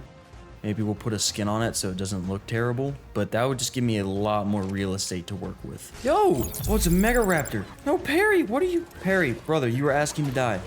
And Kipper, holy God, Kipper, you cannot. I'm sorry, my brother. You are not a warrior. You were meant to sit here and be a base princess. Thanks for protecting the base, guys. Man, maybe I need to put some defenses around here. I cannot have that happening. Anyways, I made a bunch of thatch ceilings, so it was time to slap them all down.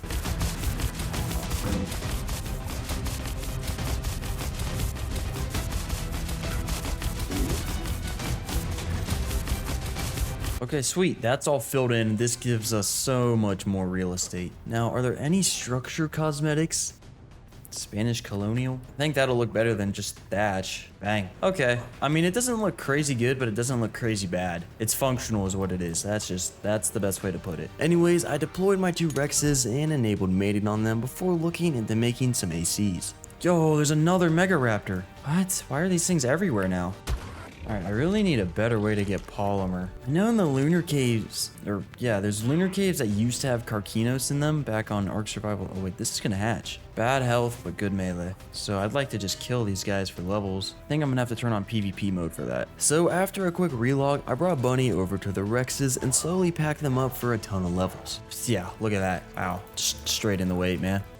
Well, maybe I'll just breed these Rexes until I get a perfect one, because the eggs are incubating without air conditioners somehow. I'm not really complaining. The second egg that hatched also brought forth a baby with bad stats, so I sacrificed this one to the Pyromane. Okay, while those Rexes are waiting on are gonna be producing another egg soon, I'm gonna go farm more metal.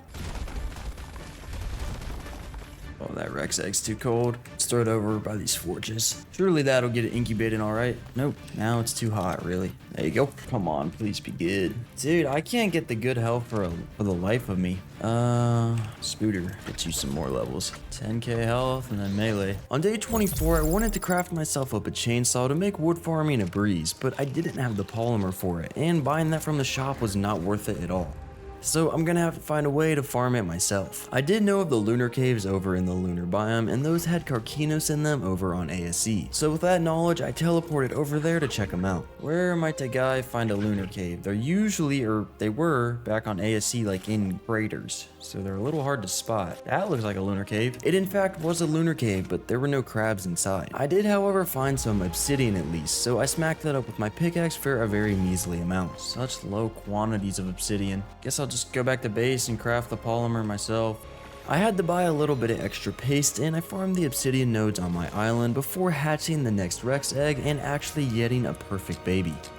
263, good health, good melee, bang, perfect female, just like that. I probably will try and imprint this. I just want to see what the stats come out as, and also it'd be pretty solid to have a decent Rex. We could probably use it for missions. Now, can I make the chainsaw as well? Yes, perfect. So we'll get some more wood for the forges so they keep burning, and then also I want to set my sights on finally building the shipyard, which is a large structure used to construct fast travel and manage ships must be placed in the water. So basically, they're the giant ships that you can place that Tides of Fortune is all about. Where are they? So you got the sloop, which is a very fast, medium-sized ship for naval travel, and then you've got, what's it called? The Brigantine, a very powerful large-sized ship, comes with many cannons and can be customized. So this is bigger, but I think it's slower, and it's also way more expensive. So maybe we'll just start with making the sloop, just because it's faster. I don't know, this ocean is ginormous. I really need to see the speeds of these things. Anywho, I imprinted the Rex and checked out the stats before heading out to drop a few trees with the chainsaw, which I could actually use off the back of my Procoptodon. Alright, so I want to make this shipyard. So I'll have the thatch, I'll have the metal, I have the wood, and then the fiber. Yeah, I got all that. Oh wow, that's a cool sound effect. So I guess these are, there's too many icons. Yeah, okay, so you can craft stuff like this. So, and then you get stuff for the skill tree. Ship gains 5% movement speed. That's definitely a good thing. I'm definitely gonna want to get that.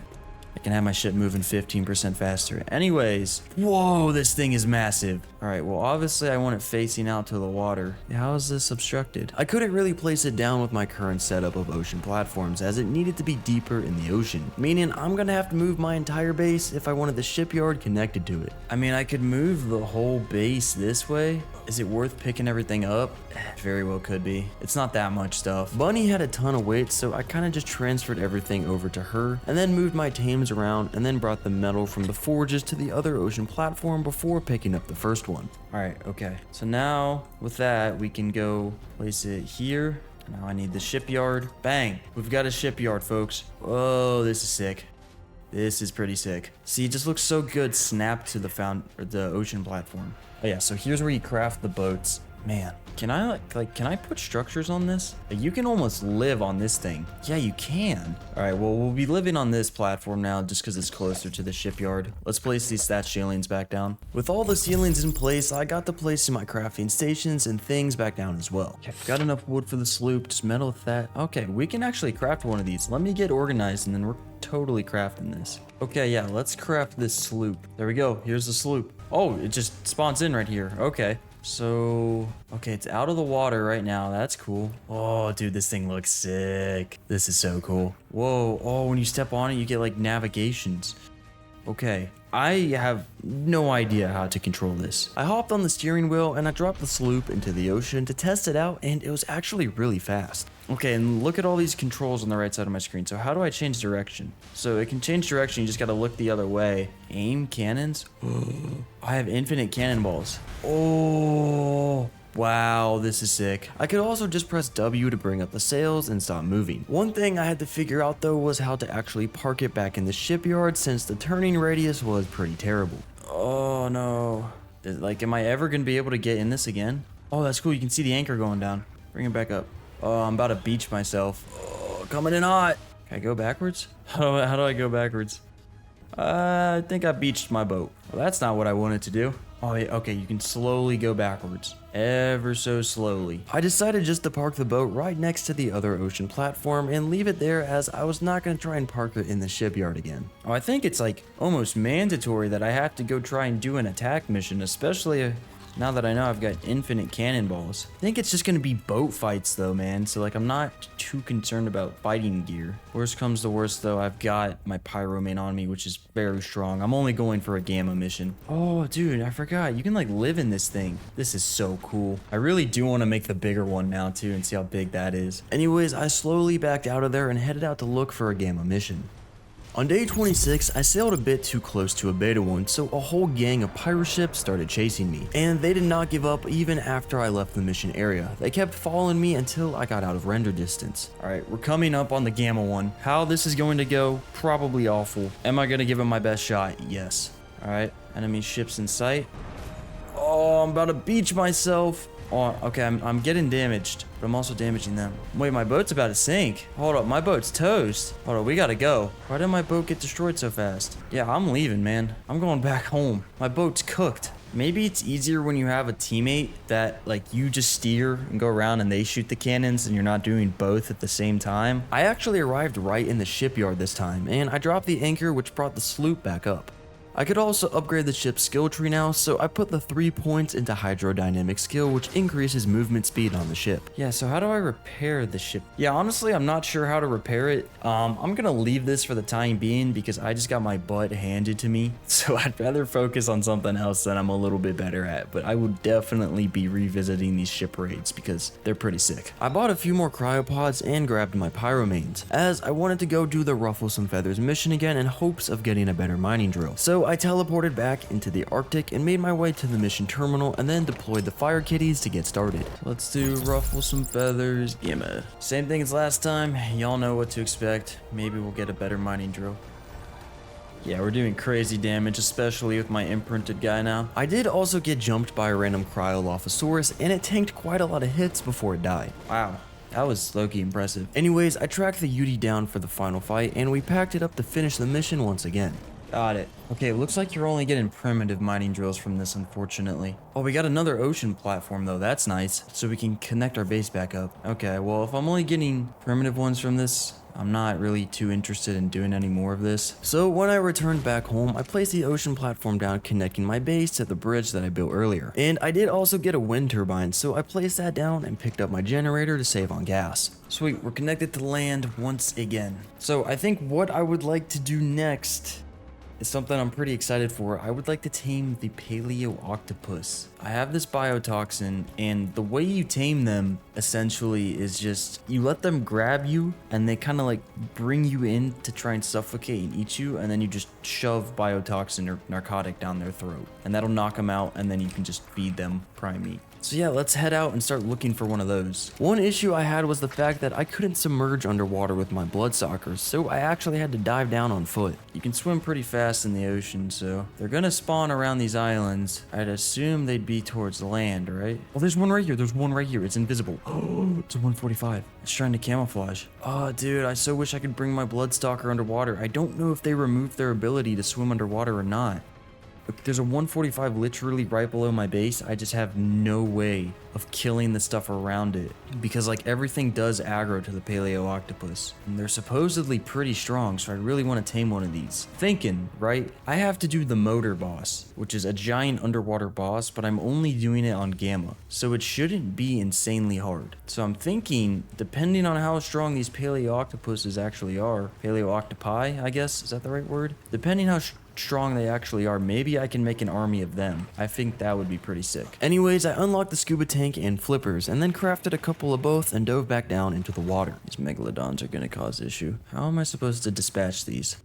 Oh, we got jellyfish too. Hold up, I kind of want to kill these. I'd like more biotoxin. I didn't have any tames that could go underwater and fight just yet, so I'm gonna have to get something to kill those megalodons. And there just so happened to be this level 140 Xpassi right below base, so it only made sense to go for that. See, like, I wouldn't be worried about the megalodons because I'm swimming so fast, except for the fact that the paleo octopus, it grabs you and holds you in the same spot. So I got some prime meat from the locals and swam down to feed the Bassie. Do a little drive-by feed. How much did that do? 23, so I gotta feed it 5 times. Why is it at 0% taming effectiveness? What? Not really sure why it got reset, but it allowed me to feed it much more frequently now, so I was not gonna complain. Yeah, it reset its taming effectiveness, and now I'm just able to feed it super quickly. I cryoed it just in time as well, so I made my way back up to base and crafted a saddle for it. And on day 28, I was ready to deploy the Bassie, saddle it up, and take on all the ops down below base. Eel, bro, you're really not gonna do anything to me. I'm on an underwater tank. The megalodons were really hitting for some numbers though, so I did have to retreat. I didn't really want to deal with them at the moment though, so I led them a bit farther away and then cryoed the Bassie to lose aggro. I then made my way back down there and killed a group of jellyfish before finally trying to tame the paleo octopus. I'm right here. Oh, I think it sees me. Oh, it's got me. It's got me. Okay. No! What's hitting me? Let me out! I managed to free myself of the octopus's grasp, but a whole level 145 donkey decided to pull up out of nowhere and just start attacking it. Is the paleo octopus gonna be able to kill this? I'm doing 39 damage a bite. Dude, there's no way. Why are the donkeys causing me issues? Please, follow me. Please. I'm just gonna lead you away. Far away. Once the donkey was far enough away, I made it back to the octopus and tried that again. Alright, let's try this again. You gonna aggro to me? Or are you broken now? Oh, it got me. Oh, it's gonna be hard to tell. Okay, I just have to wait until my screen starts shaking. That's what I know. Yep, that's how you do it. Just gotta wait till your screen starts shaking. The octopus kind of just clutched onto me for a while before bringing me in to try and eat me alive. So I fed it a second time. 20k torpor on this thing, though. That's insane. I'm gonna be here forever. Seems like it can be shorter and quicker. Seems kind of random. This takes so long. I mean, it's not hard once you clear the area, but it's just, I've barely got it a fourth done, and I've been doing this for at least 15 minutes. I'm gonna be here for a minute, dog. The feeding continued well into day 29, and honestly, I was not a fan of how random the feed times would actually get. Sometimes I would get brought in multiple times in a minute, and sometimes I could literally go a whole 5 minutes without feeding it. Dude, okay, why is this taking so long? Alright, I think it broke, dude. I unfortunately had to struggle free as my scuba tank was about to break, so I couldn't stay down there much longer. Swimming back up the base, I repaired the tanks and dove right back down to try it again as its torpor was still high enough to continue. Alright, it's back invisible. Okay, grab me again. Maybe you just gotta restart the process, dude. It just doesn't... This one's just gotta be broken, man. Yeah, I just decided to leave it once again, as it did not look like the octopus was working as it's intended. Yo, are they like destroying my shipyard? Why? Why are you attacking my wood structure?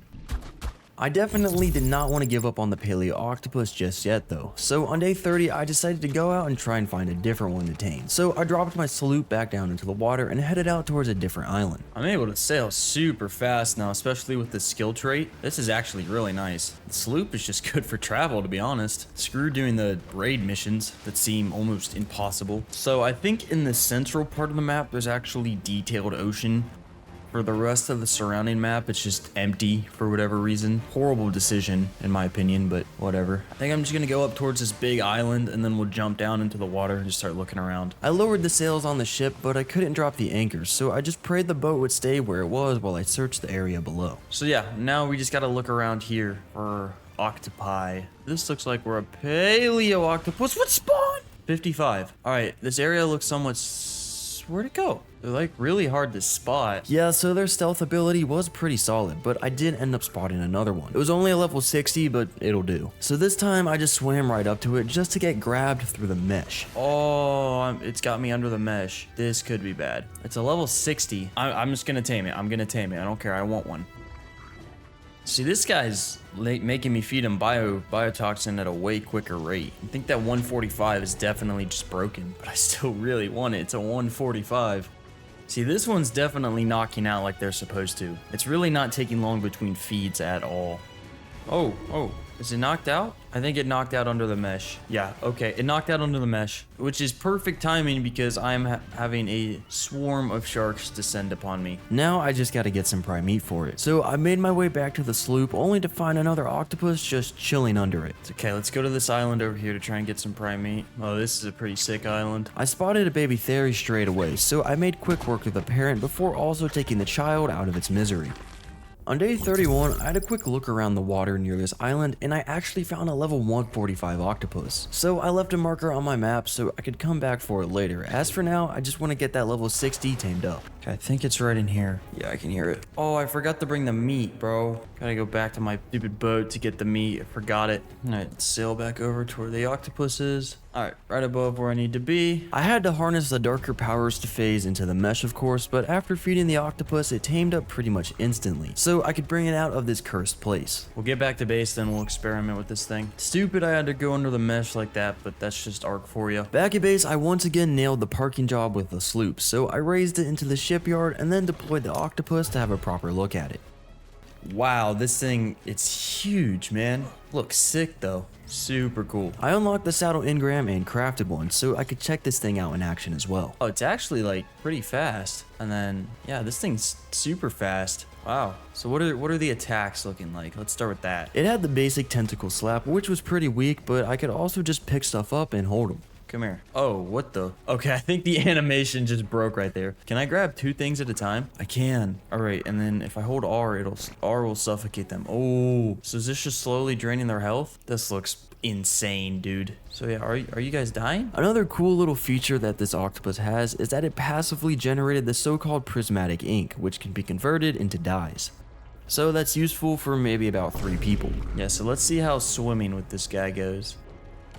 Oh, it's C, even though it says left shift. What? What about super swim? What's this about? Oh, wow. This is indeed very super. This is super quick. Wow, okay. So this is a good underwater mount. What's this camouflage all about? Left control? Okay, can the jellyfish shock me? Surely not. Oh, they can! They really don't do a lot of damage at all. That's unfortunate. They're definitely just travel mounts, which is kind of a bummer. They were really good at just getting around on, as they could also climb vertical surfaces. It's pretty cool though, I like it. I just wish it did more damage. Who knows, maybe I'll end up taming some stronger ones, breed them. It's only level 94, I can't dog on it too much.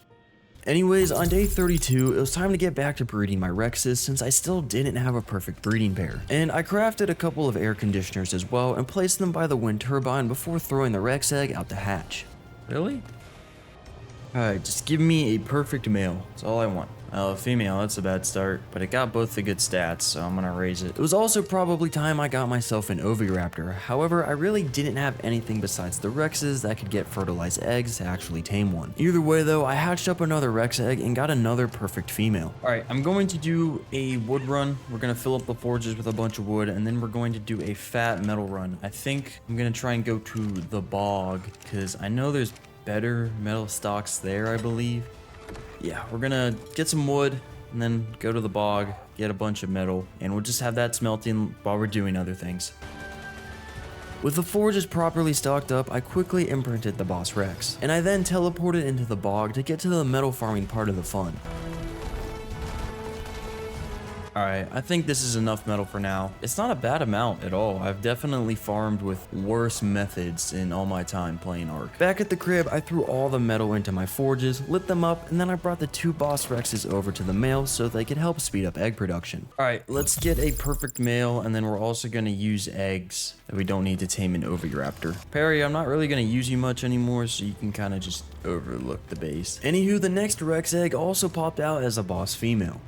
Be a male, be a perfect male. With the bad stats, are we serious? Bang, perfect male. All right, now I'm just gonna unclaim this one and take it out, if you know what I mean. I'd like to get Bunny some more levels.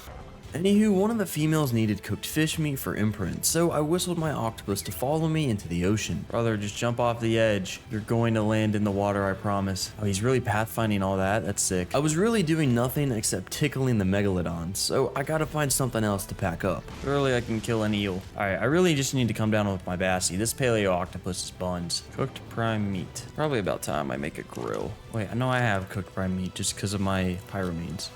I got some fish meat with my Bassie before having to blast another shark into oblivion with my shotgun because for some reason they just love to munch on my shipyard. You know what? I bet you there's a mission that's like more prone to give you good Rex saddles. So I need to do some research on what missions actually drop, because if I can find a mission that's not too hard to do and gives 1 or 2 Rex saddles per try, I'm totally doing that. Okay, well, after one Google search, apparently the hide and sink mission in the ocean biome is a really good place to get Rex saddles from. Wow, it's far though. I just wanted to get these Rex eggs so I can tame an oviraptor later. Yeah, I'd like to give this hide and sink mission a try. That being said, I grabbed my scuba and hopped on the octopus to head over to the mission terminal. And while I was traveling over, I came across a couple of paleo octopuses, and let's just say they were slightly higher level than mine.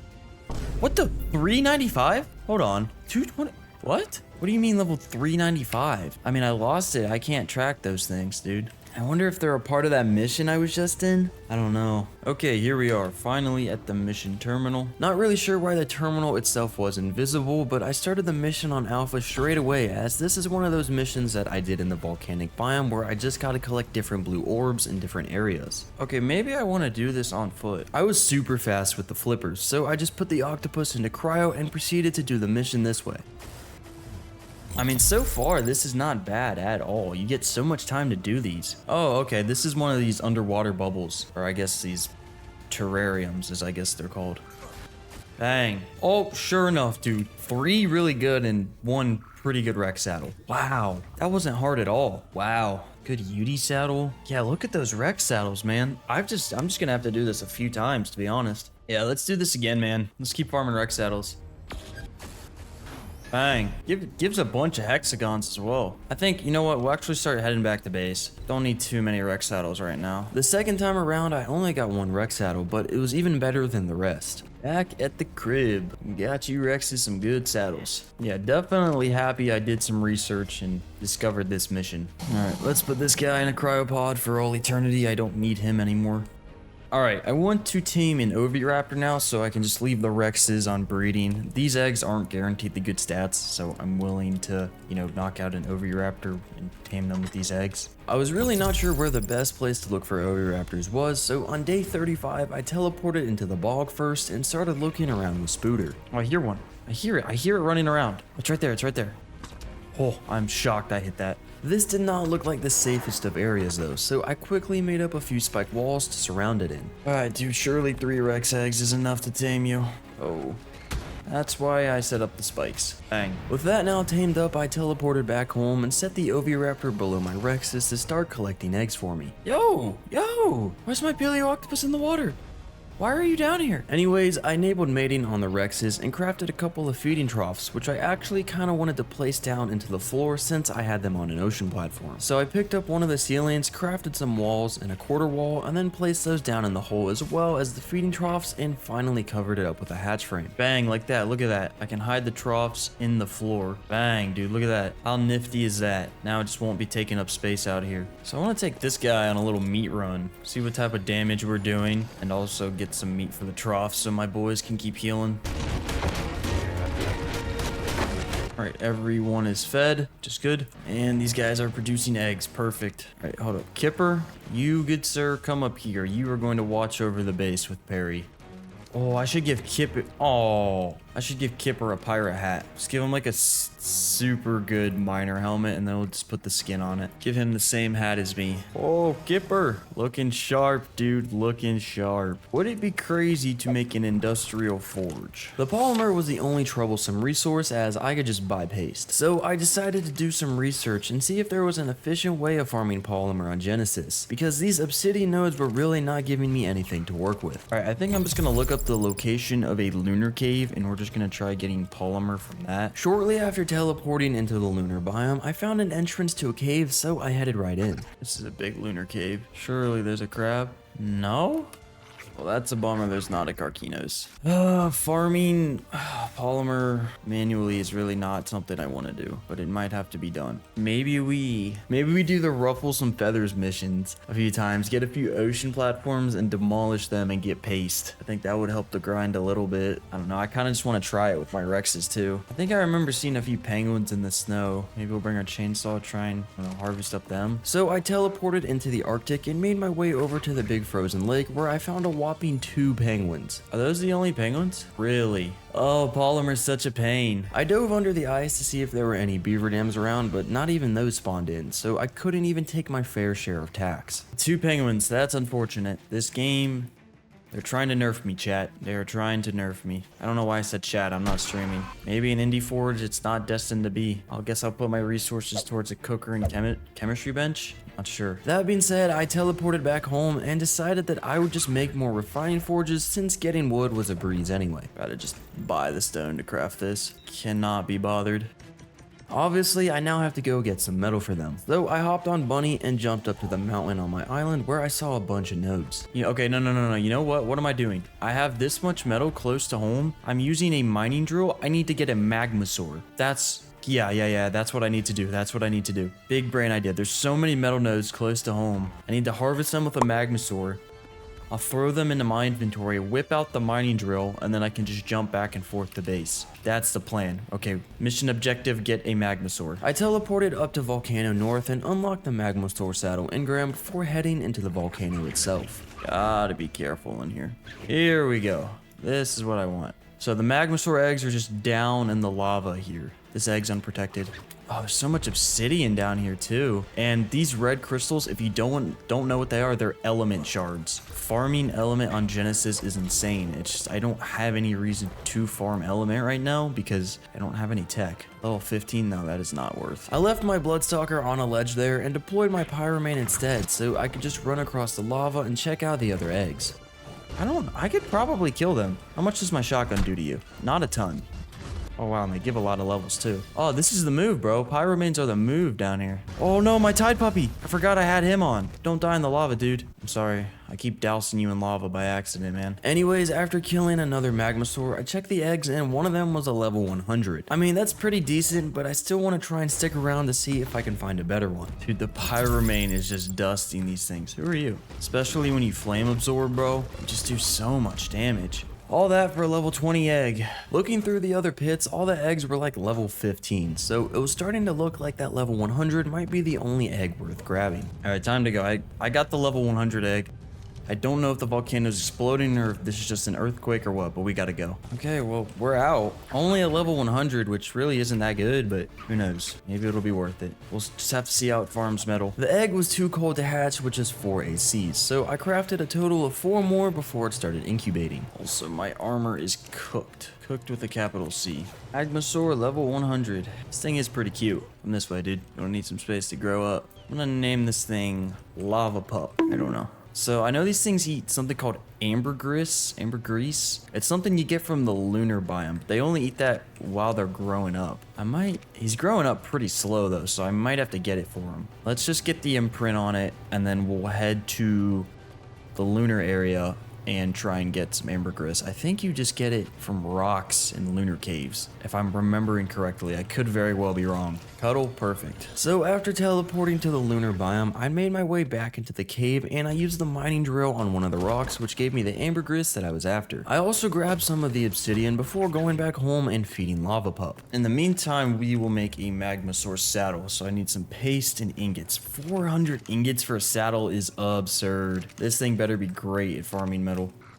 Come on, dude, I'm just waiting for you to grow up. In the meantime, I don't know, I'll raise some boss rexes just while I'm waiting on this thing. I moved some of my air conditioners to the other side of the platform so I could have more eggs incubating at a time. I'd like to fill in these other two ocean platforms so I can have more real estate. I'm gonna be running out of space here soon. I waited until the babies hatched so I could claim them and imprint them before getting to work on that though. One of the babies requested cooked prime fish meat, which I could definitely try and get, however it wasn't the most optimal of requests. Feral paleo octopus, what? 285? What does the feral mean? They're definitely not tameable. Wow, look at how many megalodons are coming for me right now. That's insane. Yeah, that Rex might be a bust. He might be living the rest of his life in a cryopod. Yeah, sorry dude, you're going in a cryopod for all eternity. On the morning of day 38, I decided to take out one of my boss Rexes for a meat run, and I actually ended up running into another new feature of Genesis. What is this? Treasure map? Ramshackle treasure map bottle. Ooh, so this is like a treasure chest, but it just washed up on sea? What? The location of the treasure was on the other side of the ocean biome, so I definitely did not feel like trying to retrieve that at the moment. Well, there's another one of those treasure bottles. How am I just now seeing these for the first time? I've been on this island for days and days. Anywho, with my little meat run completed, I returned to base and filled up the trough and got to work on buying the resources for more thatched ceilings. I wanted to fill up the other ocean platforms as well because these Rexes were taking up a lot of my space.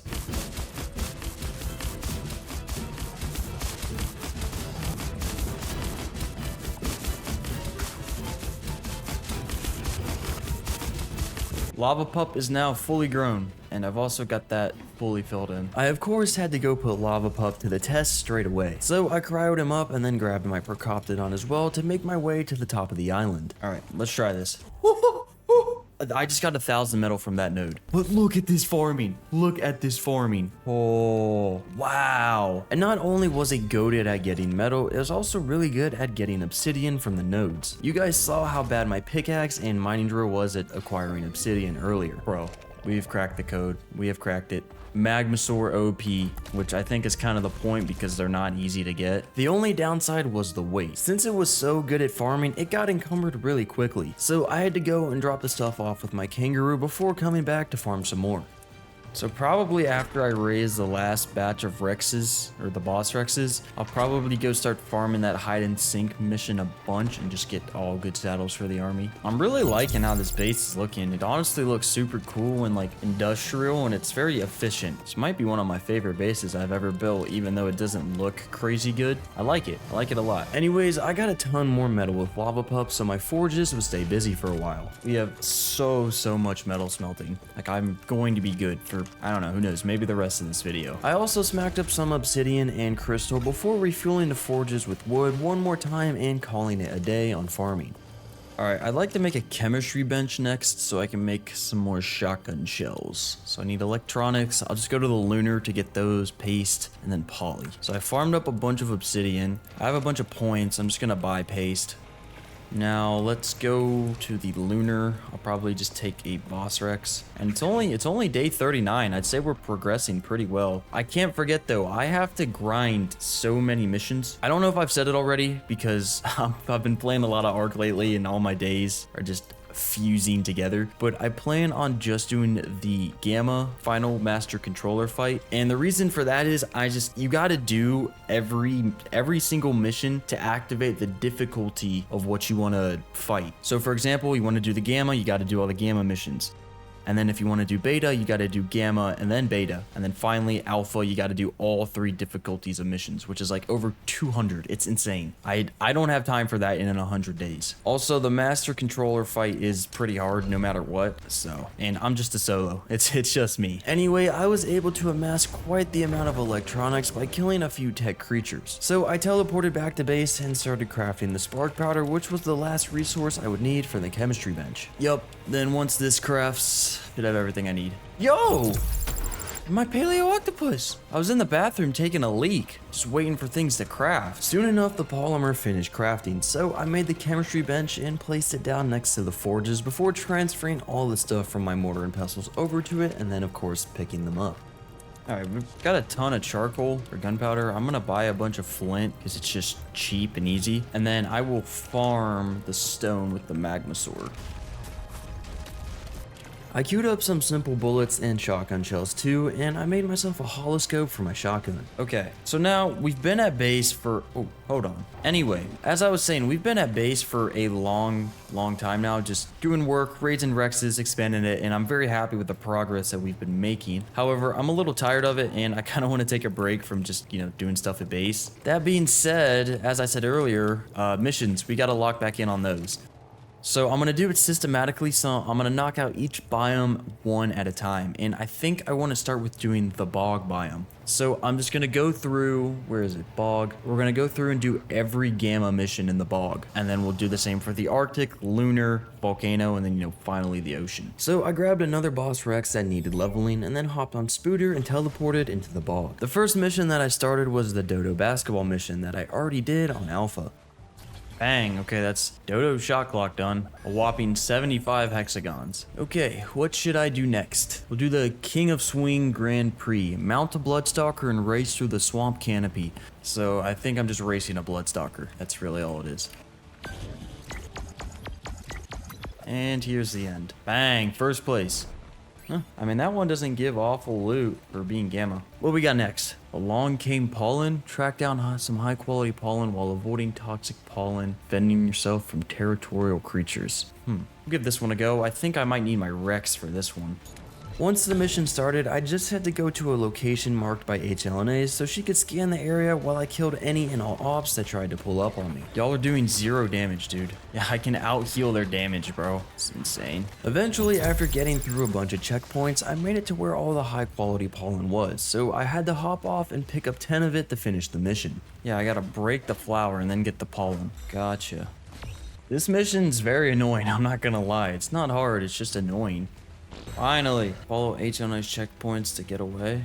Escape route. Oh, got it. Okay, no, that escape route was pretty hard. I was not trying to throw that. All the dinos disappear when you finish the mission. There were still a bunch of missions left here in the bog that I had to do, so I marked out another bog hunt mission next. All right, I think this is just gonna be like the little blue orbs that I have to collect. Oh yeah. All right, another mission done. Okay, let's keep knocking these boys out. We're on a roll, might as well stay on it. Bog fishing. Net as many fish as you can in the shallows. How do you use the net? Oh, there you go. I had a bit of trouble reeling in the fish if I caught more than one at a time, so I decided to restart the mission going into day 42. Okay, I found out what I was doing wrong. You have to rapidly click, not hold, when you're trying to drag in. Yeah, okay, if you rapidly click, you can get them in. The net would break if I tried to drag it through piranhas, so there was a bit of difficulty to completing this mission, but I got there in the end. Bang, all that for 80 hexagons. Well, on to the next. I'm happy that one's done, I'm not gonna lie. Bog rally, race along the bog pools, avoiding, don't get stuck in the mud. So I think this is gonna be a race mission. I just don't know what type of dino it's gonna put me on. Oh, a Capro? What? Oh, why am I, dude, you go flying. It's like way too fast.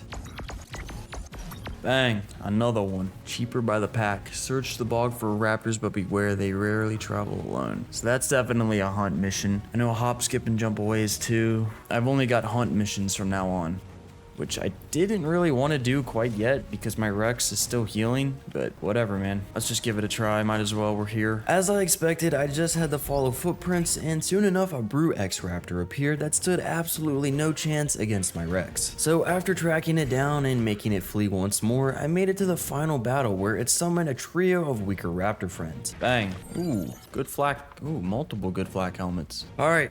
Another one off. Next we'll do a hop, skip, and a jump away, and that's protecting a frog, I think, and just like guiding it back home to its froggy family. Rex, you're coming back out, man. You're getting put to work today, bro. The mission was exactly as I said. Just a Beezle Bufo with way too many ops trying to get back home. So I followed it right above it with my Rex, biting down on anything that tried to get too close and hurt my froggy friend. Oh, here's his froggy family. Get out of here, man. We're about to watch a reunion. Sweet. Look at these happy guys. Oh, yeah. They're all jumping with joy. Whoa, compound bows from this? Really? Wow. Hold up, I'm gonna keep the good ones. Looking through the missions list, I only had a few hunt missions left here in the bog. So I made my way over to the Spy vs Spino terminal, which was also the terminal for Swamp Placid, another hunt mission. Swamp Placid. Maybe this is hunting a giant Sarco or something? I don't know. What even is this going to be? Oh, it's coming for me. Yeah, it is a Sarco, I guess right. This guy's putting up more of a fight than the Raptor.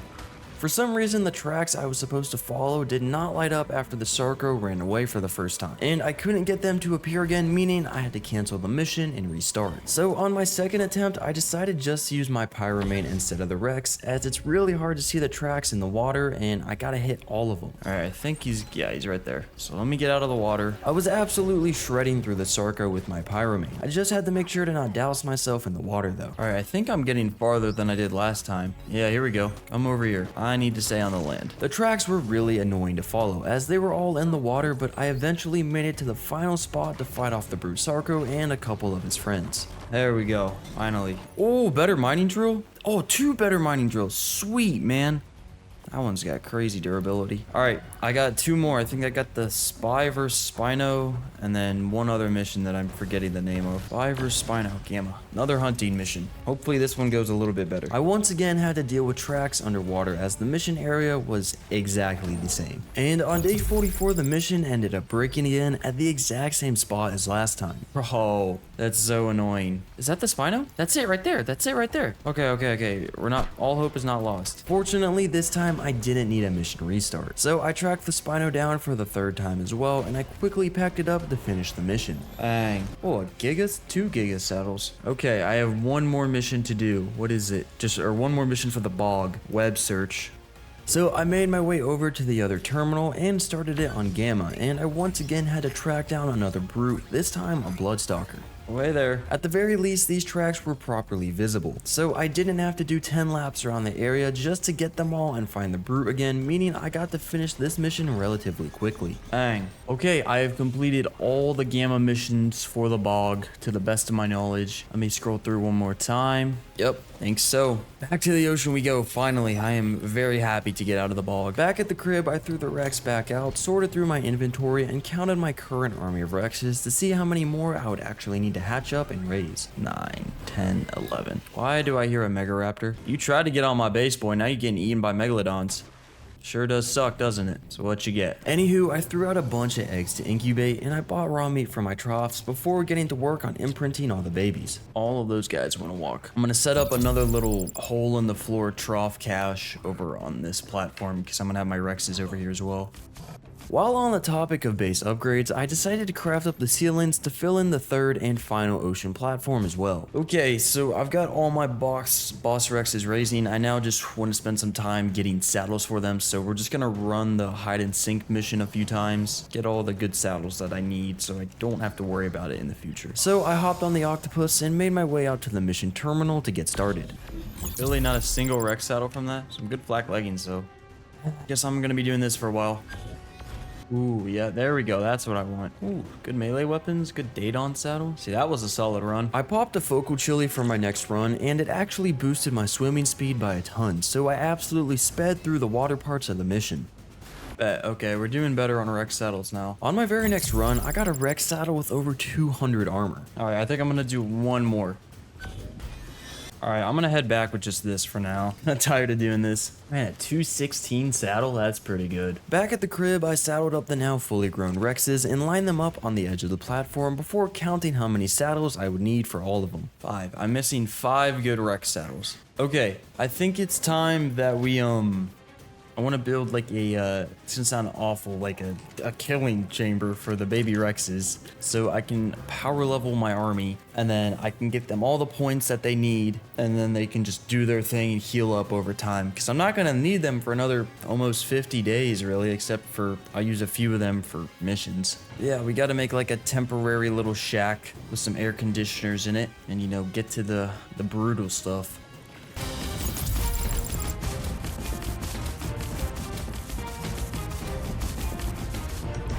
All right, I'm gonna swim off to a different island. I haven't seen any Lystros here. I need to tame a Lystro because they give double experience to tames, and that would just make power leveling a lot more experience.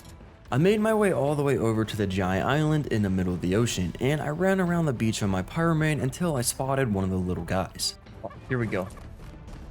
What's up, Cody? I brought Cody back into my new killing chamber and I politely nudged him into the corner before grabbing the first batch of eggs. I then threw them out and committed a multitude of crimes against Mother Nature as usual. I then of course proceeded to repeat this process on day 49 for each one of my boss Rexes while occasionally getting rid of any evidence left. Also, I'm just now realizing, is this considered a crime because this is a simulation, so these Rexes aren't real? Will Mother Nature even be mad at me? I may never know. Okay, with this, I'm finally done power leveling the Rexes. That took forever. With my whole army leveled up, I wanted to store them all away in cryopods so they could heal without consuming food. However, I did have to buy a bunch of said cryos for that, and that ate a decent chunk of my hexagon stocks. Screw it, I'll buy 20. I think it'd be nice to finally make a cryo fridge too, but where would I craft this? Maybe not, maybe I'm not making a cryo fridge. My forges were starting to run low on fuel, so I did a quick farming run with Bunny to restock them before killing a few locals as well for raw meat. Alright, I would like to make myself a cooker now just to have medical brews on me. This feels like something good to have. Polymer though. It's so expensive. Let's go check the lunar once more and to see if we can't find any crabs, dude. I can't keep crafting hard polymer. It eats away at my soul every time I do. Okay, back to the lunar to try this again. I made my way back into the cave I visited last time, but still no crabs had spawned, so I was starting to lose hope. How is there not a Carcinos in here, man? Come on. Guess I'm just doomed to forever make the polymer. It's alright, we got the magma source, so farming obsidian's easier, it's just hard to get paste. I still haven't found a great way to do that. So when I returned to base, I queued up as much polymer as I could before grabbing the magma sword and heading out to do some farming. Anyway, Toothless keeps getting these growth surges. It's at 82.5%. Can you mind wipe a dino's stats? Cause like, what if I've been upgrading melee damage on it this whole time and that's just not the thing to upgrade? Cause I do want to evolve it because you can get them bigger. I'm gonna look it up. Can you mind wipe dino stats? Okay, after a quick Google search, you cannot mind wipe dinosaurs. So that's unfortunate. Hopefully when you evolve it, you want melee on it, or else I might have just been cooking my little Tide puppy this whole time. All right, I guess I'm just gonna be buying paste. Maybe I'll see what all I can craft. All right. I'll have enough to make a cooker. I just need to connect my base to water now. So I crafted an intake, a tap, and a water tank to get that Bluetooth water going, but as soon as I placed my intake down in the ocean, it got destroyed by a megalodon. What? Since when did they do that? Guess I gotta make metal ones.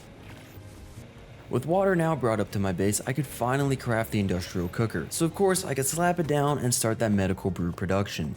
For that though, I would of course need Tinto berries. So I brought Bunny out for a little lawn mowing session before queuing up a bunch of narcotics and making the first few medical brews. Okay, I've got those medical brews made up, and if you can see my inventory hotbar right here, I've got some biotoxin in it, so I think you guys know what's going on here. I want to tame more octopi. Yeah, I want to tame a stronger or two stronger versions of these because even though this one's not crazy strong, I really want to see how getting a full army goes, and I really want to use the full army to fight Motor, an underwater boss. I know I could use Tusos, but that's boring, man. I know they'll beat it. So I want to swim down and see if that 145 is still below my base. We need to check that out. It was broken last time I tried to tame it, but who knows, maybe it'll be better this time. I did bring my Basilo with me, and I swam down to where I last saw that octopus to make sure that it was still there before leading all the creatures in the area away. Or at least trying to, as new ones would just appear when I returned again. Okay, so it's day 52, and after doing some thinking, I've been getting dogged on by these megalodons. I can't even try and tame a paleo octopus. So I'm thinking, if you can't beat them, join them. I should just try and tame some megalodons. If I can somehow like get them up on shore here, I could maybe block them in and then tame them. I just need to see if there are any levels worth taming around here. It would be nice to get a good crossbow to actually knock them out, but I don't think I really have a chance of that right now, unfortunately. So I just need to see if there are any good levels around my base even worth taming. Oh, okay, dude, there's so many of them. There has to be a good one. 115, 105. Like, those could be worth... Oh, they could be worth taming. Yeah, okay, let's get some trank arrows and stuff. Maybe some gates. 135. And then, you know, who knows? Worst comes to worst, if the paleo octopus are really bad, I'll just fight the boss using megalodons. Because it's only gamma motor. It's not crazy strong, I think. I don't know. It's been years since I fought motor. That being said, I went out to farm up the dino gates I needed before diving back down into the water to find that 135 again. Where'd that 135 go? There it is. So yeah, let me try and set up the trap over here. This would be like a perfect place. On day 53, I got a level 55 to follow me into the trap, which was obviously not the one I wanted. So I stabbed it a bunch with my Ascended pipe. Yes, come on. Oh, no. Yeah, see, that's too much torpor. I really want to be able to shoot it with a long neck. Come on. Right here. Look awfully tasty, don't I? Bang! That's how that'll work. And then, ladies and gentlemen, all this just to... Okay, I don't have my long neck on me, but I can just shoot down onto it right here. Bang! That worked. I had to restock on trank darts before getting to knocking out the megalodon, but choosing to trank it out with my long neck over a primitive crossbow was definitely the move. I don't know the last time I've tamed a megalodon. I know they eat meat, but I'm not entirely sure which meat they prefer. There we go. Should be asleep. Yup. A quick look at Dododex showed that they like raw prime meat, so I killed a random stego to get a bunch of that and then of course feed the megalodon. I wasn't sure how long it would take to actually tame, and I did want to tame multiple, so in the meantime I decided to farm up another trap to try and get another megalodon stuck here near the beach. There's the 135. There's too many of them. The 105 ended up taming sooner than expected though, so I cryoed that to reopen the first trap as well and get a visitor coming in straight away. The 135 was also right here, so I killed the two lower level sharks before kiting that one into one of the traps. Bang! I got the 135 trapped. Dang, dude. It's working. This is kind of scuffed, but it is working. So who are you? You're a 50, so I'm just gonna kill that guy. Bang, he's asleep. So I don't know if I've mentioned it yet. I did some research, and number one, I found a site that has the best loot tables or best missions to get certain items. So if I remember, I'll link that down in the description of this video. But also from that site, I saw that the best mission to get megalodon saddles from is called One Hell of a Treasure Hunt in the volcano biome. So now let's look at the description of this One Hell of a Treasure Hunt. By the description of the mission, it looked like just to be another hunting mission with an X-Alpha trike. Let's see if I can find any other megalodons. 65, 20, I might have depleted all the good megalodons from around here. Maybe while this one tames, we'll go try that One Hell of a Treasure Hunt mission. I do have to do it at some point anyway, to start the boss. That being said, I grabbed one of my Rexes and teleported over to the volcano. Alright, here is the start of One Hell of a Treasure Hunt. Let's throw out this Rex. You know what? I'm gonna try this with the Pyromane at first. See if we can't just fly through it, because the Pyromane's so fast and doesn't really get affected by lava. Whoa, man. Maybe I do need the Rex. Maybe I need a few Rexes. Okay, these things are not dying. All right, screw this. I'm bringing a few Rexes. This is insane. I teleported back home on day 54, and I cryoed the now tamed Megalodon before taking a little Trudon-induced nap on the beach. When I woke up, I jumped back onto my base, and I grabbed a couple more Rexes from the storage box to bring with me for the mission. Then, after making it back to the terminal, I deployed just one of the Rexes to start off with. I was killing everything in my path pretty quickly, but I decided to throw out one more Rex to follow me around just to speed things up a little bit. Oh, that's cool, dude. The Tech Rex bleeds blue. That's actually a cool little piece of, I don't know, detail. It's probably one of those missions that I gotta, like, escape with after, too. So I'll just kill it with the Rexes and then probably hop off and run away on my Pyromane. What? Yo, Rex, where are you? Okay, get the skull, get the skull. Oh, we gotta get away, we gotta get away. I deployed the Pyromane and I just dipped straight to the escape point so I wouldn't have to deal with the literal nations of creatures that started spawning in. Bang. Oh, holy Megalodon saddles. That was definitely the right thing to do. I mean, that was easy, man. Wow. I did kind of leave my Rexes behind in that rush to escape, so I had to go back and cryo them, but then I did teleport back home. So now that I'm back, I want to tame another couple of Megalodons since I have 4 saddles from that one run. However, it didn't look like there were any other high levels left here on this side of my island. So I grabbed my gates and scouted the other side. A 150, bang, and a 125. Ooh, those are perfect. I quickly set the gates back up under my base and I sparred a couple of sharks before farming up a few more gates. Oh dude, stay away from the trap. I'm not done building it. You're the 150. Come on in, right this way. Oh, perfect. It's like swimming on its own. Bang. Now I could just stand on top of my ocean platform and shoot down on the 150. Wait, how did you get in? I've got a 115 and a 150 in here. It's just I didn't know the 115 was in. It was a little concerning since that probably meant there was a way to get in and out of the trap. So I decided to trank out the 115 first in hopes that its body would block said way off. Bang. Alright, boom, both are asleep. Now let's get some primate to tame both of them. All this just to try and clear out an area so I can tame a paleo octopus. I just want an army of the new dino, but they're so hard to tame because the ocean is so dangerous. Now I kind of need to set up some sort of underwater safe area. I think it would be best if I like do just gate and wall off an area under one of my ocean platforms here. Or maybe over here off to the side. Yeah, that might even be better because it's shallow so I can place gates. I first waited for both of the Megalodons to wake up tamed before picking up the gates and setting them back down to create some sort of a water pen to keep the sharks safe. Bang, okay, we've got this somewhat enclosed in. Now it's time to try and breed out the good Megalodon stats. The first Megalodon baby that popped out only had the good melee, so unfortunately it had to go. I waited for the second child to pop on the morning of day 56, but it also didn't get both of the good stats, so it had to be turned into a casualty. Alright, dude, at this rate, with the way I'm raising Megalodons, I don't know that I'm going to have time to raise an army of paleo octopuses. Because it's day 56, man. I've still got a bunch of missions to do. Alright, we might have to trash the paleo octopus idea and just go for Megalodons. Because I'm really not confident that the paleo octopus will actually be able to defeat Motor. And I'm fairly certain the Megalodons will be able to.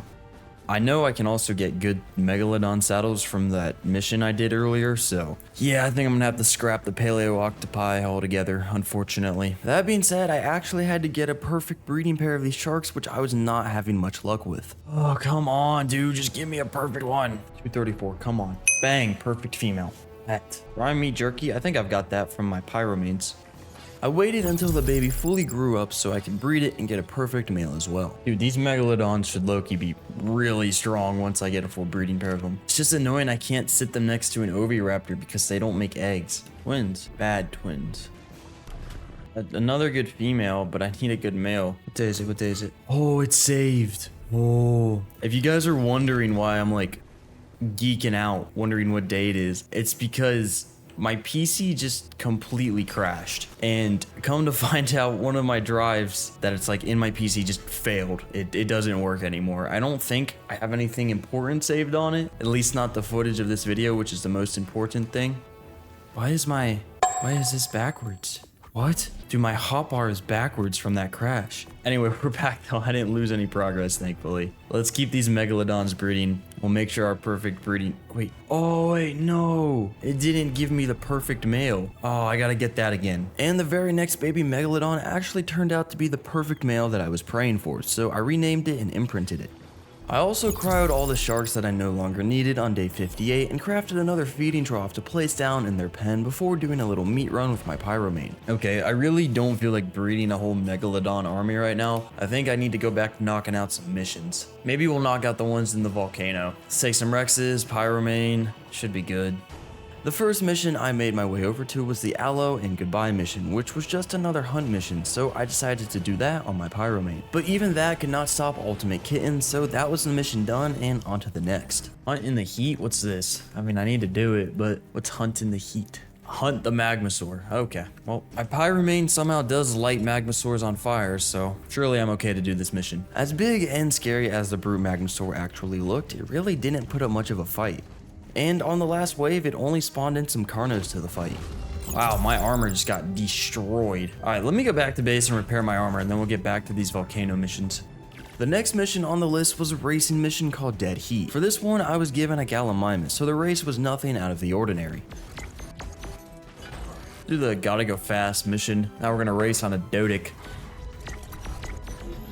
What's the Kingslayer? Hunt down a Tyrannosaurus Rex. And then we got Magma, Medley, Melee, Out of the Frying Pan, Egg Extraction, Summit Tour, We Will Rock You. Okay, so we still got a few more. Oh, it's literally right here. What? There's so many missions right here.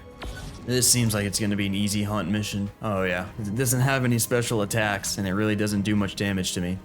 These tracks are pretty easy to follow too. Literally only one path you can go through. And on the final wave, I got jumped by a bunch of raptors that did absolutely nothing to help the Rex, so that was another hunt mission off the list. The next mission I started was the Magma Medley Melee mission. And as soon as I started, I got thrown off of my Pyromane, so this was an arena type mission just like the Bog Beatdown. It's a Bog Beatdown. Dude, my Pyromane got put back in that cryopod. I really hope it doesn't despawn again. Come on, get some, get some, get some. Dude, my Tide Pup's glowing with electricity. I think it's ready to evolve. The final wave brought a buffed up Fire Wyvern, but after picking up the damage boost, I completely melted it with the rifle. Holy mining drill blueprint. Dude, look at the resources on that. Never crafting that. Okay, that was a lot more than I thought it was gonna be. Let's do Out of the Frying Pan. So we gotta do the Gamma one. No. He is ready to evolve. Okay, I'm putting Toothless in cryo because I do not want to lose him. Egg extraction. Brave a Magmasaur's den and see one of their precious egg. Oh man, I'm not looking forward to this one. Oh, it's right here. Surely I can just go in there and snatch an egg on my Bloodstalker real quick. It was another one of those scanning missions where I had to go to certain spots and fight off creatures, so I swapped over to my Pyromane to proceed. Oh, volcano's about to erupt. Get out, get out, get out. Okay, I think I'm safe. See, that's what happens if I would have been in that tunnel. I would have been dead. Is it done? I don't want to walk over too early and just get destroyed. It's got to be done. Having to restart the mission was a little bit unfortunate, but it's still just Gamma. So I kind of just mauled through everything in there with Kitten until I made my way down to the Magmasaur nest. Pick up the Magmasaur egg. Where is it? Dude, I'm going to be with no armor after this. I am butt naked, dude, in this lava cave. Getting out was the easy part since I didn't have to fight anything, so that was the Magmasaur egg heist completed as well. That was a tough one. I have nothing but my shoes. That being said, I had to do a quick pit stop back at base to repair all of my armor once again before I could go back out and finish the rest of the missions in the volcano. Anyway, I think y'all know what I'm about to do. Before we go back and finally finish the volcano missions, my guy Toothless here is ready to evolve. So I really don't know what evolving will do to these guys, and I've been pumping melee into him just because I didn't really know what else to do, but let's evolve him and see what happens. What? Necrotic stabilization or metamorphosis? Oh, neotonic. So that probably keeps him normal. I want him to evolve though, which is metamorphosis. What the? Whoa, Toothless, what happened? You're ugly now. Wow, you are really ugly. Why you bullying me? Oh, you need a saddle? Whoa, look at his stats. Is he gonna be like a beast now? Hold on. I needed a saddle to ride it, so I crafted one to see all of its new abilities. Okay. Ooh, okay, I've got a bunch of attacks here. So, reversal, health reversal? I don't really know what that means, I'm not gonna lie. Oh, your Tide Pup is consuming extra food to heal your ally. Oh, he is like a Daedon. Oh, I should have been pumping food. He's like a Daedon. Okay, oh wow, he can jump. Let's jump in the water and see what this guy can do. Okay, melee was not the thing to pump into this guy. It definitely should have been food, so he could be like a Daedon. Huh, that's unfortunate. The damage wasn't terrible, but that's considering I did pump it up to 1000%. Anyways, I couldn't really have Toothless sit on my shoulder anymore since he's a little bit bigger. So I had to grab one of my other Tide Pups as I still do want the healing buff on myself. Back to the missions though. I just needed to complete 2 more missions to finish the volcanic biome altogether. So I restocked on shotgun shells before teleporting over. Gotta protect a family of Perrys? I'll do it, man. I'll do it. I'll do it with happiness. That was weird. Okay, I don't know why I said it like that. Anywho, I deployed one of my Rexes for this one, and as the title suggested, a family of Parasaurs appeared. A family with many ops, that is. So I made sure to stay really close to them and munch down on any critters that tried to hurt the Perrys. Is that it? Hello? Oh, okay. And finally, I just had to do the We Will Rock You mission, which was basically just another basic hunt with a brute rock elemental. Basilisks? Dang, okay, that is the volcano missions done, dude. Finally. Alright, I think it's time we start breeding up some megalodons. I am gonna need a whole army soon sooner rather than later to, take down the ocean missions. That being said, I enabled mating on the perfect breeding pair and got to work on making sure the babies grew up imprinted and properly fed. Cooked prime fish meat, I think that was the one I couldn't get. My fatherly duties continued throughout day 63, and I had a slight breach of containment when an eel got into my pen. There was also just a bunch of wild sharks waiting outside, and once my megalodons were loose, they packed up all the wild ones. However, I really didn't want things swimming in or out of the pen though, so I decided to craft up some pillars to try and block off the gap at the top. Alright, it looks pretty bad, but I think I've got it blocked off. Alright, let's go get some more megalodon saddles. I bought some raw meat for the trough before teleporting back to the volcano, only to realize I didn't even bring Rexes. Oh wait, dude, I forgot to bring Rexes. I'm an idiot. So a quick back and forth later, I made it over to the terminal and started up the mission. Got a mining drill, but really not a single megalodon saddle. On my next run, I got a couple of decent ones, but nothing crazy, so I ran the mission a few more times. I think my pyromane just left me. One megalodon saddle from that. Alright, maybe I'll do this mission one more time. We're getting a pretty good amount of saddles. Oh, we got a good saddle. Oh, we got some solid saddles from this. Yeah, we can definitely be done running this mission now. 9 megalodon saddles? Sweet. After retrieving my Rexes, I teleported back home and sorted through my stuff before going down to my shark pen and throwing the saddles on the grown megalodons. So how many megalodons do I have? Plus 8, so I have 9 total, right? I have more than 9. Maybe they just cap out at above 8. Let me just start cryoing in them and see. Alright, these two need saddles, and I have more megalodons than I thought. I have 15. So I'm just gonna make some primitive saddles for these guys, and then they really just need levels and to heal, and then they're ready for the boss. Yeah, so I guess they cap out at a plus 8 buff. Wait. Oh, no. I have 14 megalodons. That's how many I have. I found one more good saddle just chilling in my smithy, so I only had to craft one extra primitive saddle. These guys will also heal up and whoa. Why are you attacking my gate? What's the point of that? Alright, for now, let's just toss the megalodons in this box. They'll do some healing. They'll gain a few levels, but I still do want to power level them with this like massive amount of Rex eggs that I have, but I'm really not sure how I'm gonna do that because I don't think you can place ACs underwater. Alright, let's try and set up a leveling area. So I gotta get air conditioners out of the water, but also have it a way where my megalodons can eat Rex babies. Alright, we got ACs right above the water. I deployed all of my megalodons back into the pen, grabbed a ton of Rex eggs, and threw them out in the water just by the platform I constructed. Bang, okay, this'll work. Lastly, I brought Cody over for the extra experience buff, and I got to work on leveling my whole army of sharks up. On day 67, I constructed a small ramp type of thing to throw out the Rex eggs on, as I was suspecting the babies were actually drowning before I could kill them. Alright, I think this will work a little bit better. I think the baby Rexes were like drowning on the spot, and I wasn't getting them as much experience as I should have. Okay, I now have both of my boss armies fully raised, fully leveled. That feels good to finally check off the list. So now we've got a ton of missions to still grind. We've got Motor to fight, which is a boss fight in of itself. And then, finally the Master Controller. But I would also really like to try these missions again. This attack missions with the ship. It's just, I gotta do some more research. I gotta watch a few videos on how to, not be awful and repair my sloop. I'm really not sure how to do this. Oh wait, right here. Need to make a vault, man. I'm running out of space.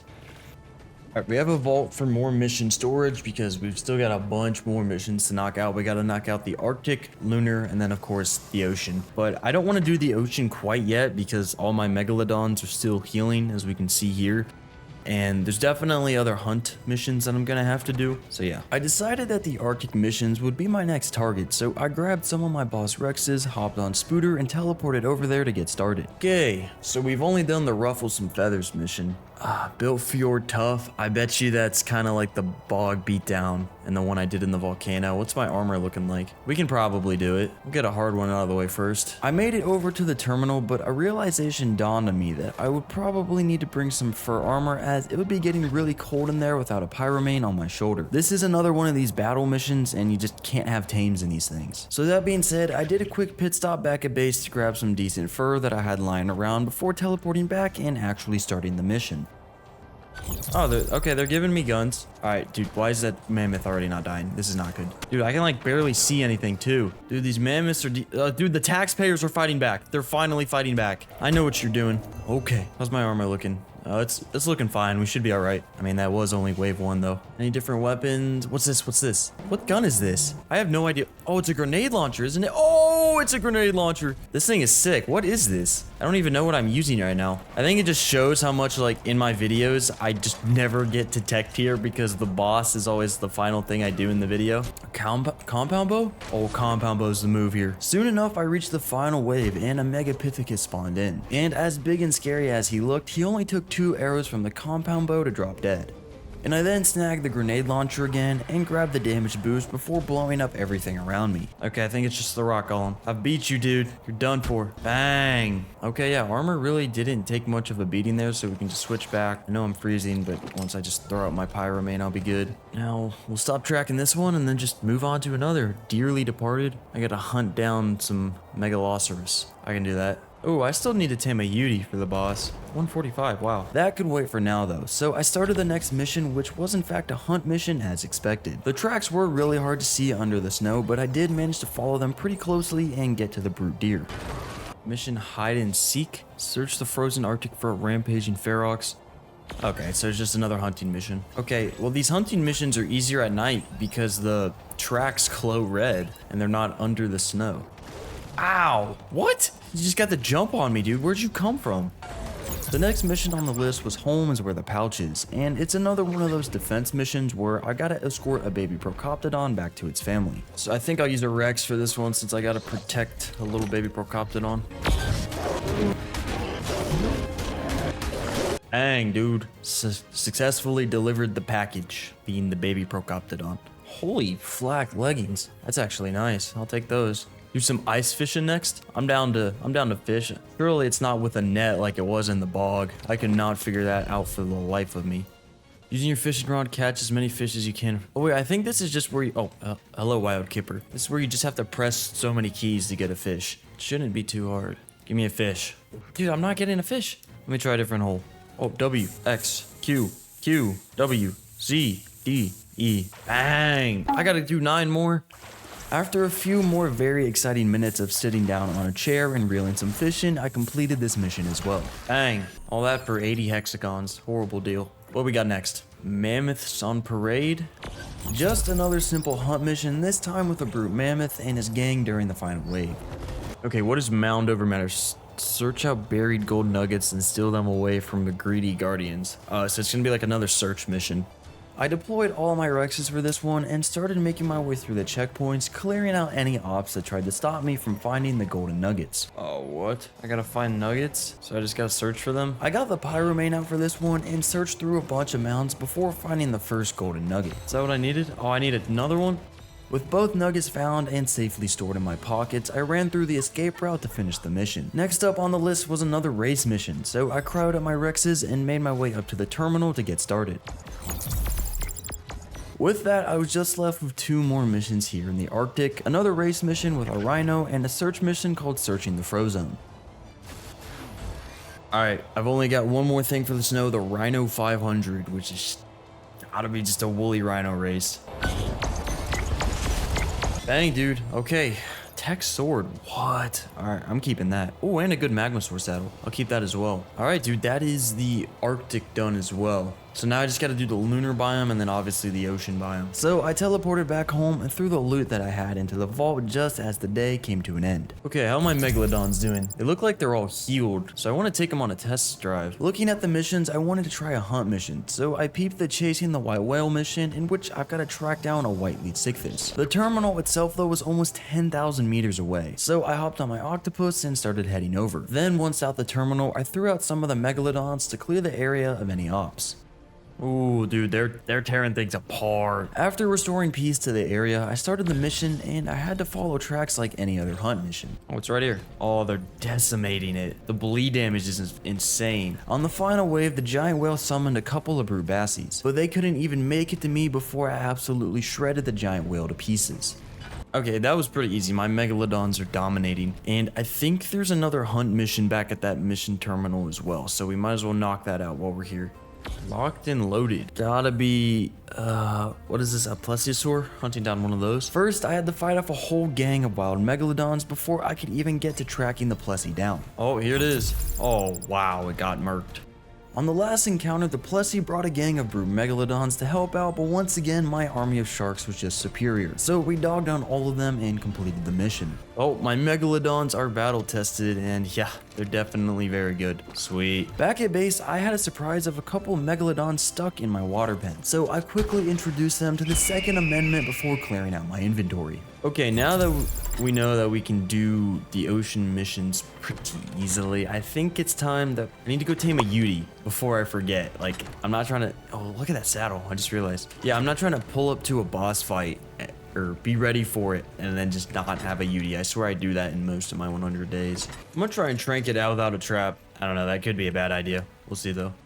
That being said, I teleported into the Arctic again and started swinging around on Spooter in search of a high-level furry chicken while also packing up any low-level betas. Ooh, 150. I'll take that. I did try knocking it out without a trap just off the back of, or I guess the front of Spooter, but it wasn't going so great, so I decided to go back and make a trap real quick. So of course, I teleported back home, queued up some more darts to craft, and bought all the resources I would need for the trap. Once back in the snow, I made my way back up north to the Yeti, and I quickly constructed the trap before a slight inconvenience borrowed Spooter. Oh dude, no, an avalanche is taking my Bloodstalker! No, get back here. Come on, no, come back! Anyways, I put Spooter away into a cryo for this and got the Yeti's attention to get it trapped. Get back in here. Bang, got it. Bang. I then sourced some prime meat from a generous donator, fed the sleeping chicken, and waited around for it to tame up. Tamed, it's tamed. Got one of those dumb Cryolophosaurus. No, now I'm getting avalanched away. Dude, these things are so annoying. What are your stats? I mean, it doesn't really matter. It's a Yeti. I picked up the trap and returned home to do some quick power leveling on it as well. I grabbed the Ascendant saddle I had, threw it on, took the ACs from the shark pen, and brought them back to the killing chamber, and I grabbed a bunch of eggs to, you know, do the obvious. Holy health on this Yeti. Alright, I want to give this giant Tide Pup a try, see how good it actually is at healing. Oh wow, this thing's actually pretty solid at healing. A short meat run on the morning of day 78 later, I got a bunch of food for Toothless so he could finish healing up the Yeti. Okay, I think there's a trick if you go out of render and then come back in, it'll automatically eat all the food it has, and then you can just do the heal again. Bang, that worked. Okay, Yeti is battle ready. Okay, we're going into day 79 here, and as I think I said just a little bit ago, I really still do want to try and complete one of those like gamma missions. So what I think I'm gonna do is, like, I got my boat rocked last time. First, obviously I've got to repair it, even though it's not letting me repair it for some reason. It says I don't have enough thatch. I don't know, I might just have to craft a whole new one if it's just being annoying. They're really not super expensive. Anyway, with that said, I want to complete one of the gamma attack missions, but to do that, my boat definitely needs to be stronger. So maybe we just spend some time upgrading the skill tree, and I don't know, maybe we can get better cannonballs or do more damage. Cannon cooldown reduced by 5%. That would be good. Wait, what? Is it only on this ship? Why don't I have the hydrodynamic? Oh, it says I have 3 skill points. I don't know why it reset my skill points, but honestly, I don't even know if we use the hydrodynamic right now. Let's just put the points into gun crews. What? Ship skills. Oh, okay, here it is. So why won't it let me repair this? Oh, it needs more metal. I'm an idiot. I was reading it like backwards. Okay, our sloop is back to full health, which is good. So now we gotta focus on getting these skill points so then we can get the gun crews and then the siege vessel, which will do more damage. Looking at the milestones, it looked like the Genesis Pioneer side quest would be the easiest. I first had to tame an X-Trike, then harvest a bunch of wood and thatch, so that's really not hard at all. I teleported over to the volcano again, and I soon found that low-level X-Trike I could knock out. Spy Mayho berries. This should tame it up real quick. Looking at the Lost Colony skill tree, I actually had 6 unassigned points for myself. So I decided to upgrade a skill called Ambushing Strike, which basically increases the melee damage for your first hit on a creature while riding it by 45%. Whoa, long range salvage? It gives you health back when you deal damage. I gotta get something like that. I gotta get like gun crews, siege vessel. I gotta get so many of these. These are like, would actually be good for battles. Watch me do all this and then just fail. All right, Trike's tamed. So that's that done. I'm just gonna leave it here because I really don't care. Or I guess I'll just teleport out with it. Ocean, south. What we gotta do next? Wood or fungal wood and then thatch. We can do that easy. Back at base. Bang. Okay. Why did I just cosmetic gained eye patch?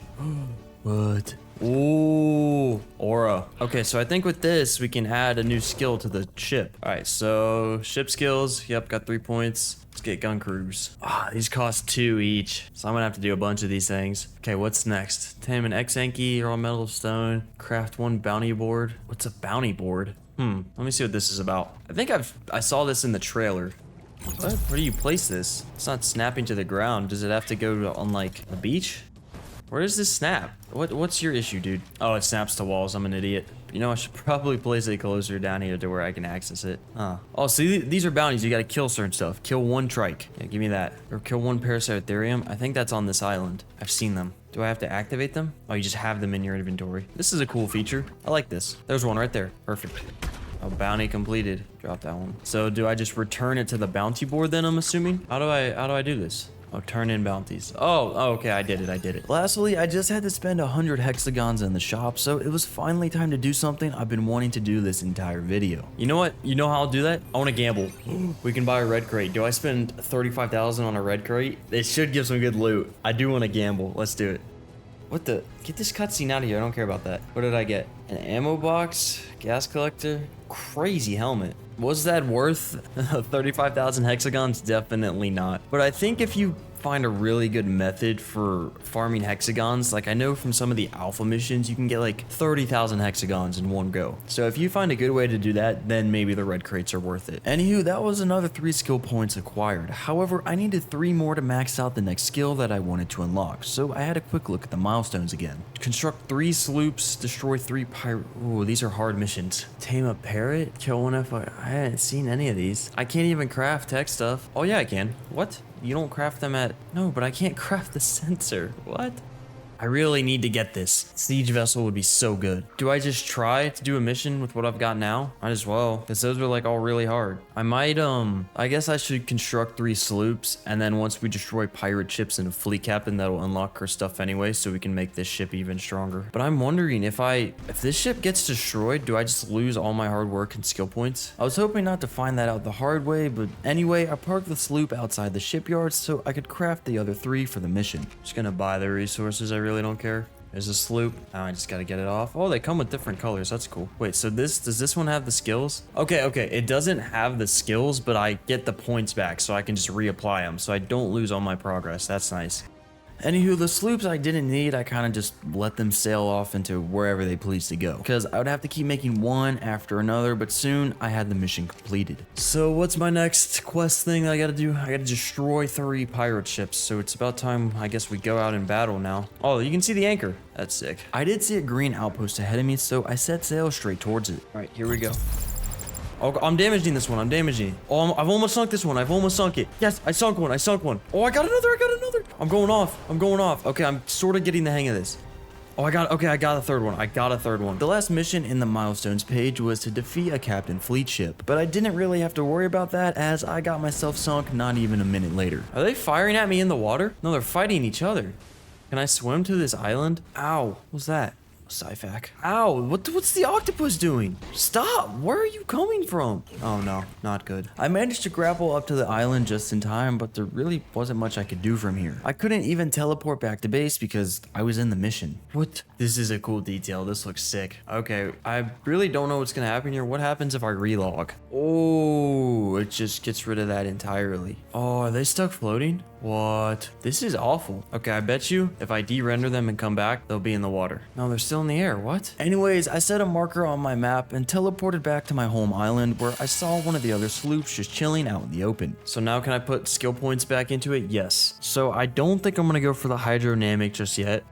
We'll get gun crews, and then we'll do siege vessels, so we should do way more damage. All right, now let's go try and get my tames. But first, I had to stop by a base and repair my armor, and of course, make some more grapples. All right, let's go try this. Oh, let's go try and get my tames back. I made it over to my waypoint on day 82, and I grappled my Thai pup back down to me. But as for the pyromane, I couldn't really hit it from here due to how much the ship was actually rocking back and forth. I don't know what to do to get this guy. All right, ultimate kit, and just stay there for a bit. I'll be back to get you. Let's go defeat one more more fleet, or let's try and defeat a fleet captain. We got a gamma one right here. So I've learned you gotta slow down when coming into these things, like a lot, because if you're going too fast, you're just not hitting your shots. I should be doing some wicked damage now that I've got these upgrades. Oh yeah, I just did like half its health in one shot.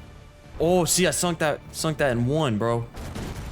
Oh, dude. No. Why do they come for you immediately? Do I need to make the other ship like the Brigantine? I know I'll be bigger, but I'll also be slower, and I'll have more cannons. I really can't be spending this much time on this stuff. I still have the Master Controller to defeat. Anyways, after taking another L to a Gamma outpost, I teleported back home and took out my anger on a random Mega Raptor. Alright, what do I need for the Brigantine? It's expensive, but I can afford it. There we go. There's the Brigantine. This thing is massive. So where are the cannons at on this one? Oh, they're down below. Oh yeah, look how many cannons you get per side, and it's definitely got more health. I put my 9 skill points into the 2 skills that I needed, and I then grabbed another Pyromane to have on my shoulder, and I dropped the Brigantine into the ocean to set sail.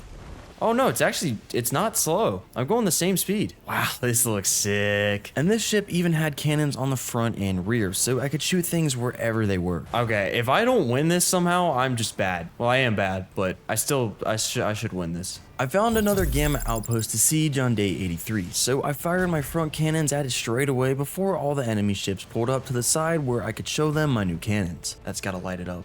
Oh yeah. Dude, well, the towers have so much health. I don't know, man. I'm still getting bodied. Okay, I got one. There's another. Got another. We're dicing them up now. I started focusing on damaging the towers as well, but new ships started appearing out of nowhere. So it was only a matter of time before my ship got roughed up again. No, how am I on 10% health? There's no way I lose this. I'm so close. There's 3 left. What? There's one right here? Dead. 5% health. No. My ship is so cooked. No matter how many sloops I sunk, new ones just kept appearing in front of me. So just like last time, the mission came to an end with my ship going under. Dude. Alright, I guess you're just supposed to focus the towers. Oh, come on, man. Okay. I guess you just need to focus the towers. The ships is not the move. Man, the ships just keep respawning. They're shooting cannons at me in the water. You guys won, dude. I get it. Anyway, it's day 84. So I guess what I'm gonna do is, let's just knock out the rest of the missions that I need to do over the next few days. Ooh!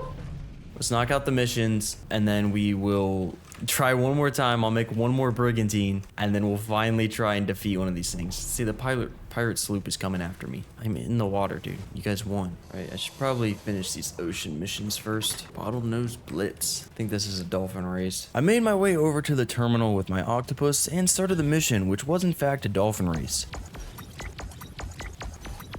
The next mission on the list was called Echo of a Classic, and in this one I just had to defend an ichthy while slowly it swam back to wherever it wanted to go. Brother, you're a dolphin. I know you can swim faster than this. I did have to restart the mission on day 85 as I got slightly overwhelmed with all the creatures around.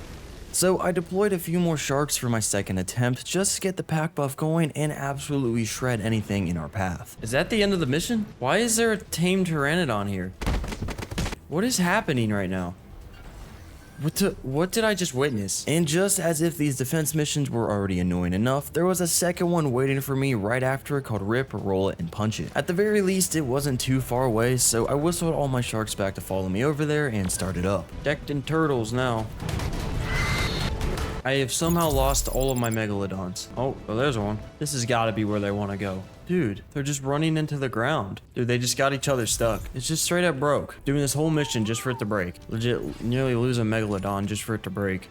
Try this again, I guess. I tracked down my other megalodons before replaying this mission and getting to the same exact spot where they got stuck last time, only for them to get stuck in exactly the same way. No, they just... This mission's broken. They just go into the floor.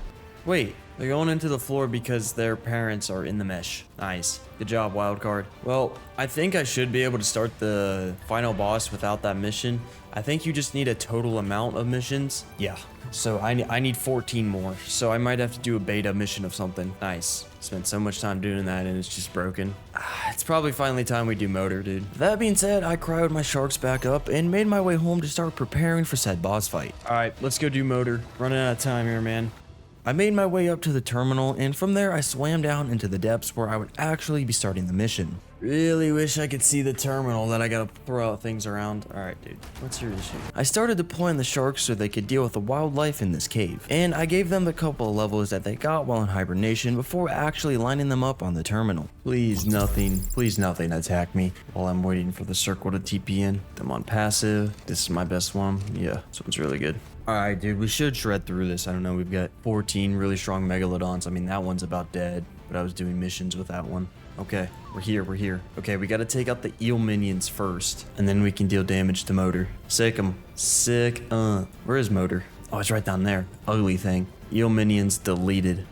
Okay, we got another one. Alright, that eel's dead. Okay, now Motor's out. Sick 'em. It's like a giant bug looking thing, or eel. I don't know. What is Motor? I don't know though, but we're shredding her. That's what I'm talking about. Dang, what noise is she making? She's immune to damage. Is there gonna be more eel minions? No? What's going on here? I think she's trying to go back. Yeah, she was trying to go back in her hole, but my megalodons were blocking her. Yeah, okay, now there's more eel minions. Sweet. Okay, Motor's back out. Sick 'em, boys. I think she's gonna go back down one more time. Yeah. One more wave of eel minions spawned in, so I sent the whole army to take care of them one by one before Motor poked back out for the final time. Come on, let's get her. Charge! Oh yeah, we got her. Bang. Oh, you get tech engrams from that. Wow, I didn't know that. I did not know you got tech engrams from Motor. You don't even get the replicator though. Okay, I know Motor has been defeated, but I'm stuck in a whirlpool. Look at my sharks going in circle. Oh, well that feels good. That feels good that we defeated a mini boss at least. Oh, holy mining drill. Got a flag and a trophy. Okay, so let me look rival protocol. So yeah, it turns out you actually just have to do a set amount of missions. It doesn't have to be like the gamma for the gamma master controller, beta for beta. So I just got to do 13 more missions. So with that knowledge, I'm getting out of the ocean, dude. I'm tired of being in here and having missions break on me. So I think I'll head over to the lunar and probably just do all the gamma missions there because I haven't done any. There's probably like 10. They're probably all pretty easy, and then we'll just have to knock out a few beta ones. That being said, I crowded up the rest of my army and made my way back to base, where I found an uninvited guest just sitting on my porch. I could then craft up a trophy mount and put Motor's head up for display. That's an ugly looking face. At least the flag looked somewhat cool. Alright, time to go to the lunar and knock out some missions. Oh, there's a bulldog basketball. That sounded like something I would be oddly good at, so I made my way over there on day 89 and started it up on gamma first. Maybe I do 3 of these. That's pretty fun to jump up and do that, but I missed. Yeah, how's this gonna work with the low gravity? What is making me take damage? Yo, what is happening? All right, what is happening? I gotta get out of here. I don't know. I don't understand why I'm just taking damage. I crowded my Tech Rex, deployed Spooter, and threw the Pyromane off my shoulder again, and for some reason, I wasn't taking damage anymore. So I just continued throwing bulldogs into the hoop. All right, I'm not doing the rest of this. This is weird. Track down an injured Reaper King. I'll do it. Oh, it's one of those checkpoint missions, really? Oh, here we are. Once the Reaper dropped dead, I took the Glen and ran out the way A-Tail highlighted to complete the mission. The next mission I marked was the so-called To Boldly Go, and this one was just about collecting blue orbs like out of the frying pan. There's no way there's a meteor storm. That is not good. Alright, I'm leaving the lunar. I can't do this. I can't do missions in the lunar, bro. This is just gonna end in my death and the death of literally everything on me. I still gotta do like over 10 missions for the boss and it's day 90. There was, however, one trick I had on my sleeve that could stop any weather event from being a nuisance, and that was, of course, to visit the main menu for a second. Alright, I just hit the relog button and I'm gonna go back to the lunar area. I just want to do missions there. The mission I decided to do instead was called Hunting by Moonlight, which I thought would just be another simple hunt mission until a whole brute tech giga appeared. Dude, it's bleeding my Rex. Alright, I can't. Dude, these lunar missions are too hard. I returned to the To Boldly Go mission and crossed my fingers that another meteor shower wouldn't show up. Tide pup cocoon? Like, what? Alright, never mind. Screw this lunar biome. I teleported over to the volcano instead and decided to run out of the frying pan mission on beta, which was the only difficulty that I'm yet to run it on. The next mission I decided to go for was the Gotta Go Fast race mission. And I started it up on beta difficulty only to get set on fire while I was on the Dodic, making me cancel the mission. Why are missions suddenly so hard for me? I teleported over to the Arctic to hopefully avoid any hot incidents, and I started up the Saber Salaman race. And I did this one on beta as I did actually complete it without any issues, so I decided to run it up on alpha as well. 8 more missions. The other race mission here in the Arctic was the Rhino 500, so I quickly finished that up on both alpha and beta as well. Now on to something a little easier, searching the Frozone. It was just like out of the frying pan, but here in the Arctic, and I'm yet to do this mission on beta or alpha yet. So of course I knocked out both of those on day 93. 4 more missions. Alright, we'll probably have to do these searching missions. They're really the easiest. So on day 94, I teleported into the bog and sped ran another bog hunt on beta and alpha difficulty. 2 more missions. Oh, I can do the King of Swing mission. Bang. I can start the final test in Gamma if I want. Oh, finally, I've done all the missions I need to. Let's go back to base. Okay, so I want to craft a, what's it called again? Brigantine. I'm determined to do one of those outpost raids, and then we gotta fight the boss. I bought whatever resources I was missing and quickly assembled another brigantine, one that rolled a really nice combination of colors as well. Ooh, this one's red. That's sick. Red and gold. Ooh, this might be my favorite colorway I've seen. This is sick. This is the one that's gonna lead me into battle. You know what? Oh, I know how we'll win. I know how we'll win. We'll have Kipper. We will have Kipper. Now that we have Pirate Kipper, surely we can defeat one of those boat outposts. I think my Tide Pup died. I think I've got one more, yeah. Now I gotta repair my armor. All right, let's head out and find a Gamma attack mission. I know what I'm doing now. I know to go for, well, obviously you gotta take down some ships, but then you can go for towers. So Gamma one over there. I see it. See the one I'm going, oh wait, no, I should go that way because the wind's facing that way. I'll get over there quicker. If you don't know, you can see the wind in the bottom left here. It's the blue arrow, and then the direction I'm going is the white arrow. I made sure to upgrade the skills that I needed as well before sailing into battle and getting to work on some of the ships first. And I was doing okay until I ran the ship into a rock, which cost me a big chunk of the ship's health. Dude, I just ran into the side of the rock. That's what destroys my boat so bad. All right, I've got to go back to base and restart this. I just ran into the side of the rock and it cooked me. I docked at my shipyard on the morning of day 96 and quickly pulled the resources together to fix the ship and set sail once again towards the other outpost. Got it. Okay, now just ships. This thing better give some good loot, and it's only Gamma. I have no clue how you're supposed to be able to do beta and alpha solo. There's just no way you're able to. Oh, infiltrate the steal explosives from the corpses and set them to destroy. What do you mean from the corpses? Corpses usually means dead people, but there are alive skeletons in Ark. There's no time limit, so that's nice. This would be like almost impossible with a time limit. Oh, dude, I don't have my pyromane. I have Kipper. I have no grapples either. Shoot. This is like the one time I really need my pyromane. This is tragic. I'm about to just ram my boat into the island. There was this convenient ramp I could run up on, so I pulled out my shotgun and made my way into the outpost itself where I had to fight actual scallywags. What? Ultimate Kitten's right here. Dude, Ultimate Kittens. This is at the same spot. No way. No way. Kipper, you gotta go in there. Kipper definitely helped me with moral support while I was firing from the ship, but now that I was on foot, I needed my fire kitty on my shoulder, ready to deploy and help with the mission. How do I place dynamite? Where do I get dynamite? Right here? Do I need more dynamite? They're throwing the dynamite off. Where do I get more? Hey, put that back. Hey, put that back. I'm doing something here. The locals actually dropped some dynamite when killed, so I just went around smacking them up with Kitten and collecting a bunch of it before placing it down on one of the piles. Oh, I gotta do another? I gotta do another? Surely this fourth one's the last one. This is getting absurd. Pirate Captain? Who? It's gotta be that guy. I really need to get on my pyromane. Who are you guys? Why are all your eyes glowing? Oh, what? They're not taking that much damage now. As a matter of fact, the captain was barely taking any damage from my pyromane and from my shotgun. Dude, he's just not dying. What? Dude, this better be some crazy loot. Please, dude, just die. This has to be harder than the boss fight. Come on. Yes! Okay, they're all dead. Escape? I jumped straight into the ocean with Kitten just for her to get snatched up by a Zyfac. Ultimate Kitten, I'm sorry. No, this is not the time. Put it in reverse. Come on! What? It insta-kills everything? Ultimate Kitten. Dude, this better be some crazy loot that can help me in the boss fight. Where's the loot? No. What? It just despawned. There's no way we just did all that for no loot and lost Ultimate Kitten. It's day 98, man. I gotta go back to base and prepare for the boss. Are we serious? Dude, there's no way. I can't believe that. Well, at least I can say I did it, but like at what cost? There was just no reward there. It was a long and sad sail back to base, and when I returned, I had to take another one of my pyramanes on my shoulder. Ultimate Kitten will forever be missed. Anywho, I also repaired my armor and started preparing everything I would need for the boss fight, since this time around, I did not have the privilege of just sitting on a Yudi and roaring. In this Genesis boss, you actually have to go on foot and collect keys from the enemies that your dinos kill, so you can actually unlock the different stages of the boss. That meant I would probably need a lot of good armor, a lot of shotgun shells, and a bunch of medical brews, so I got to work on preparing all of that. Alright, let's set up the army. You can see my inventory, it's looking pretty well. We're making some final preparations. Okay, it is day 100 here, and this is the second time I'm going to be attempting the boss.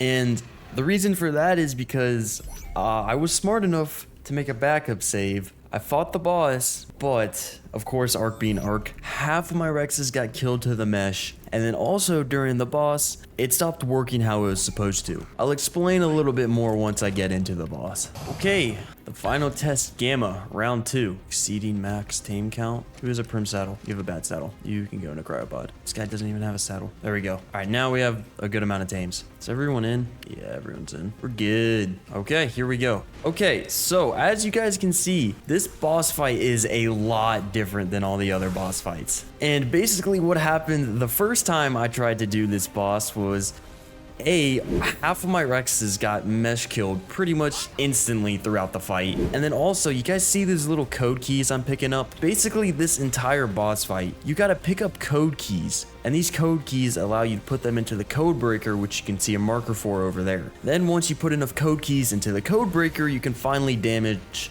the big ugly Rockwell head we see right there. And the way you get code keys is by taking out these NPCs and droid dinos. So all that to say, half of my Rex army got meshed and killed immediately. They like somehow went under the head of this guy, which I'm sure will happen again. I'm sure a bunch of them will get meshed and killed. But also the NPCs, like these blue guys, yeah, they just stopped spawning midway through the fight. So I couldn't get any more code keys, so I couldn't even damage the boss, meaning I just ran out of time and I was killed instantly. So I made a backup save exactly for that reason, just because I knew something like that would happen, because this is a wild card game after all. It is Ark. So we're gonna try this once more and actually try and, you know, beat it and not get killed unfairly. Okay, I finally got 80 keys, so now I need to go over to the code breaker, and I just gotta run up to it. Bang, now they're in there. So that takes out all the NPCs, and now we're just gonna have an awkward staring contest. So if you didn't notice, what I just did there is I've taken out his shield so I can actually damage him. That's around his big ugly head.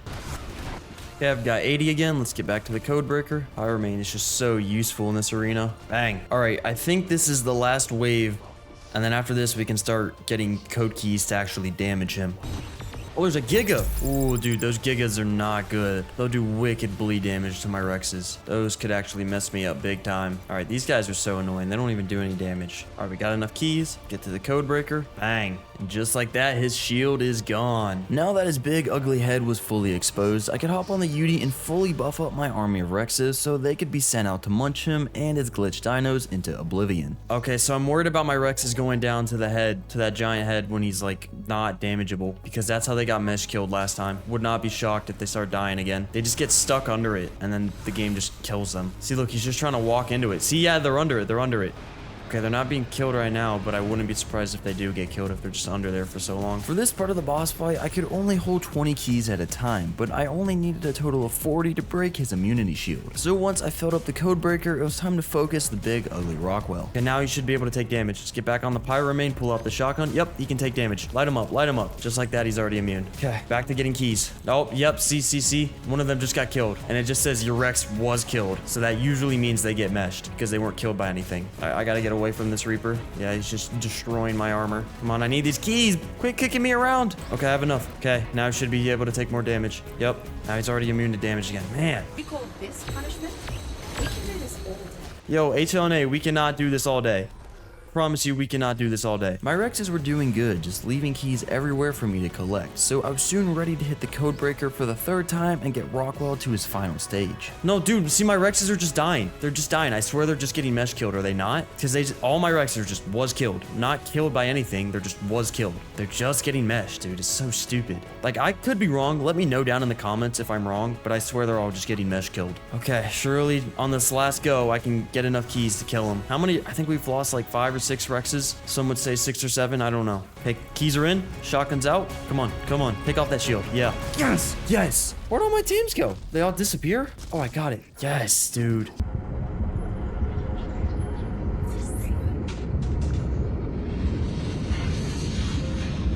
Hello? Hello? Wake up, survivor. Don't panic. Old HLNA's got you. One sec.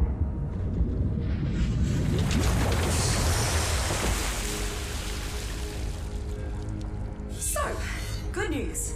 We passed the Genesis simulation. Welcome to the real world. The other survivors are still trapped in the simulation, but we're free. Bugger! The corruption's here too. Apparently it followed us from the simulation. But that's impossible. We might be the only ones awake.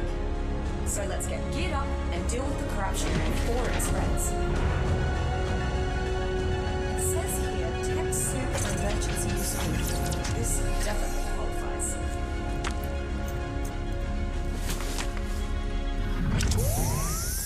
Now that you aren't so squishy, we should figure out which part of the colony ship we're in. If we just...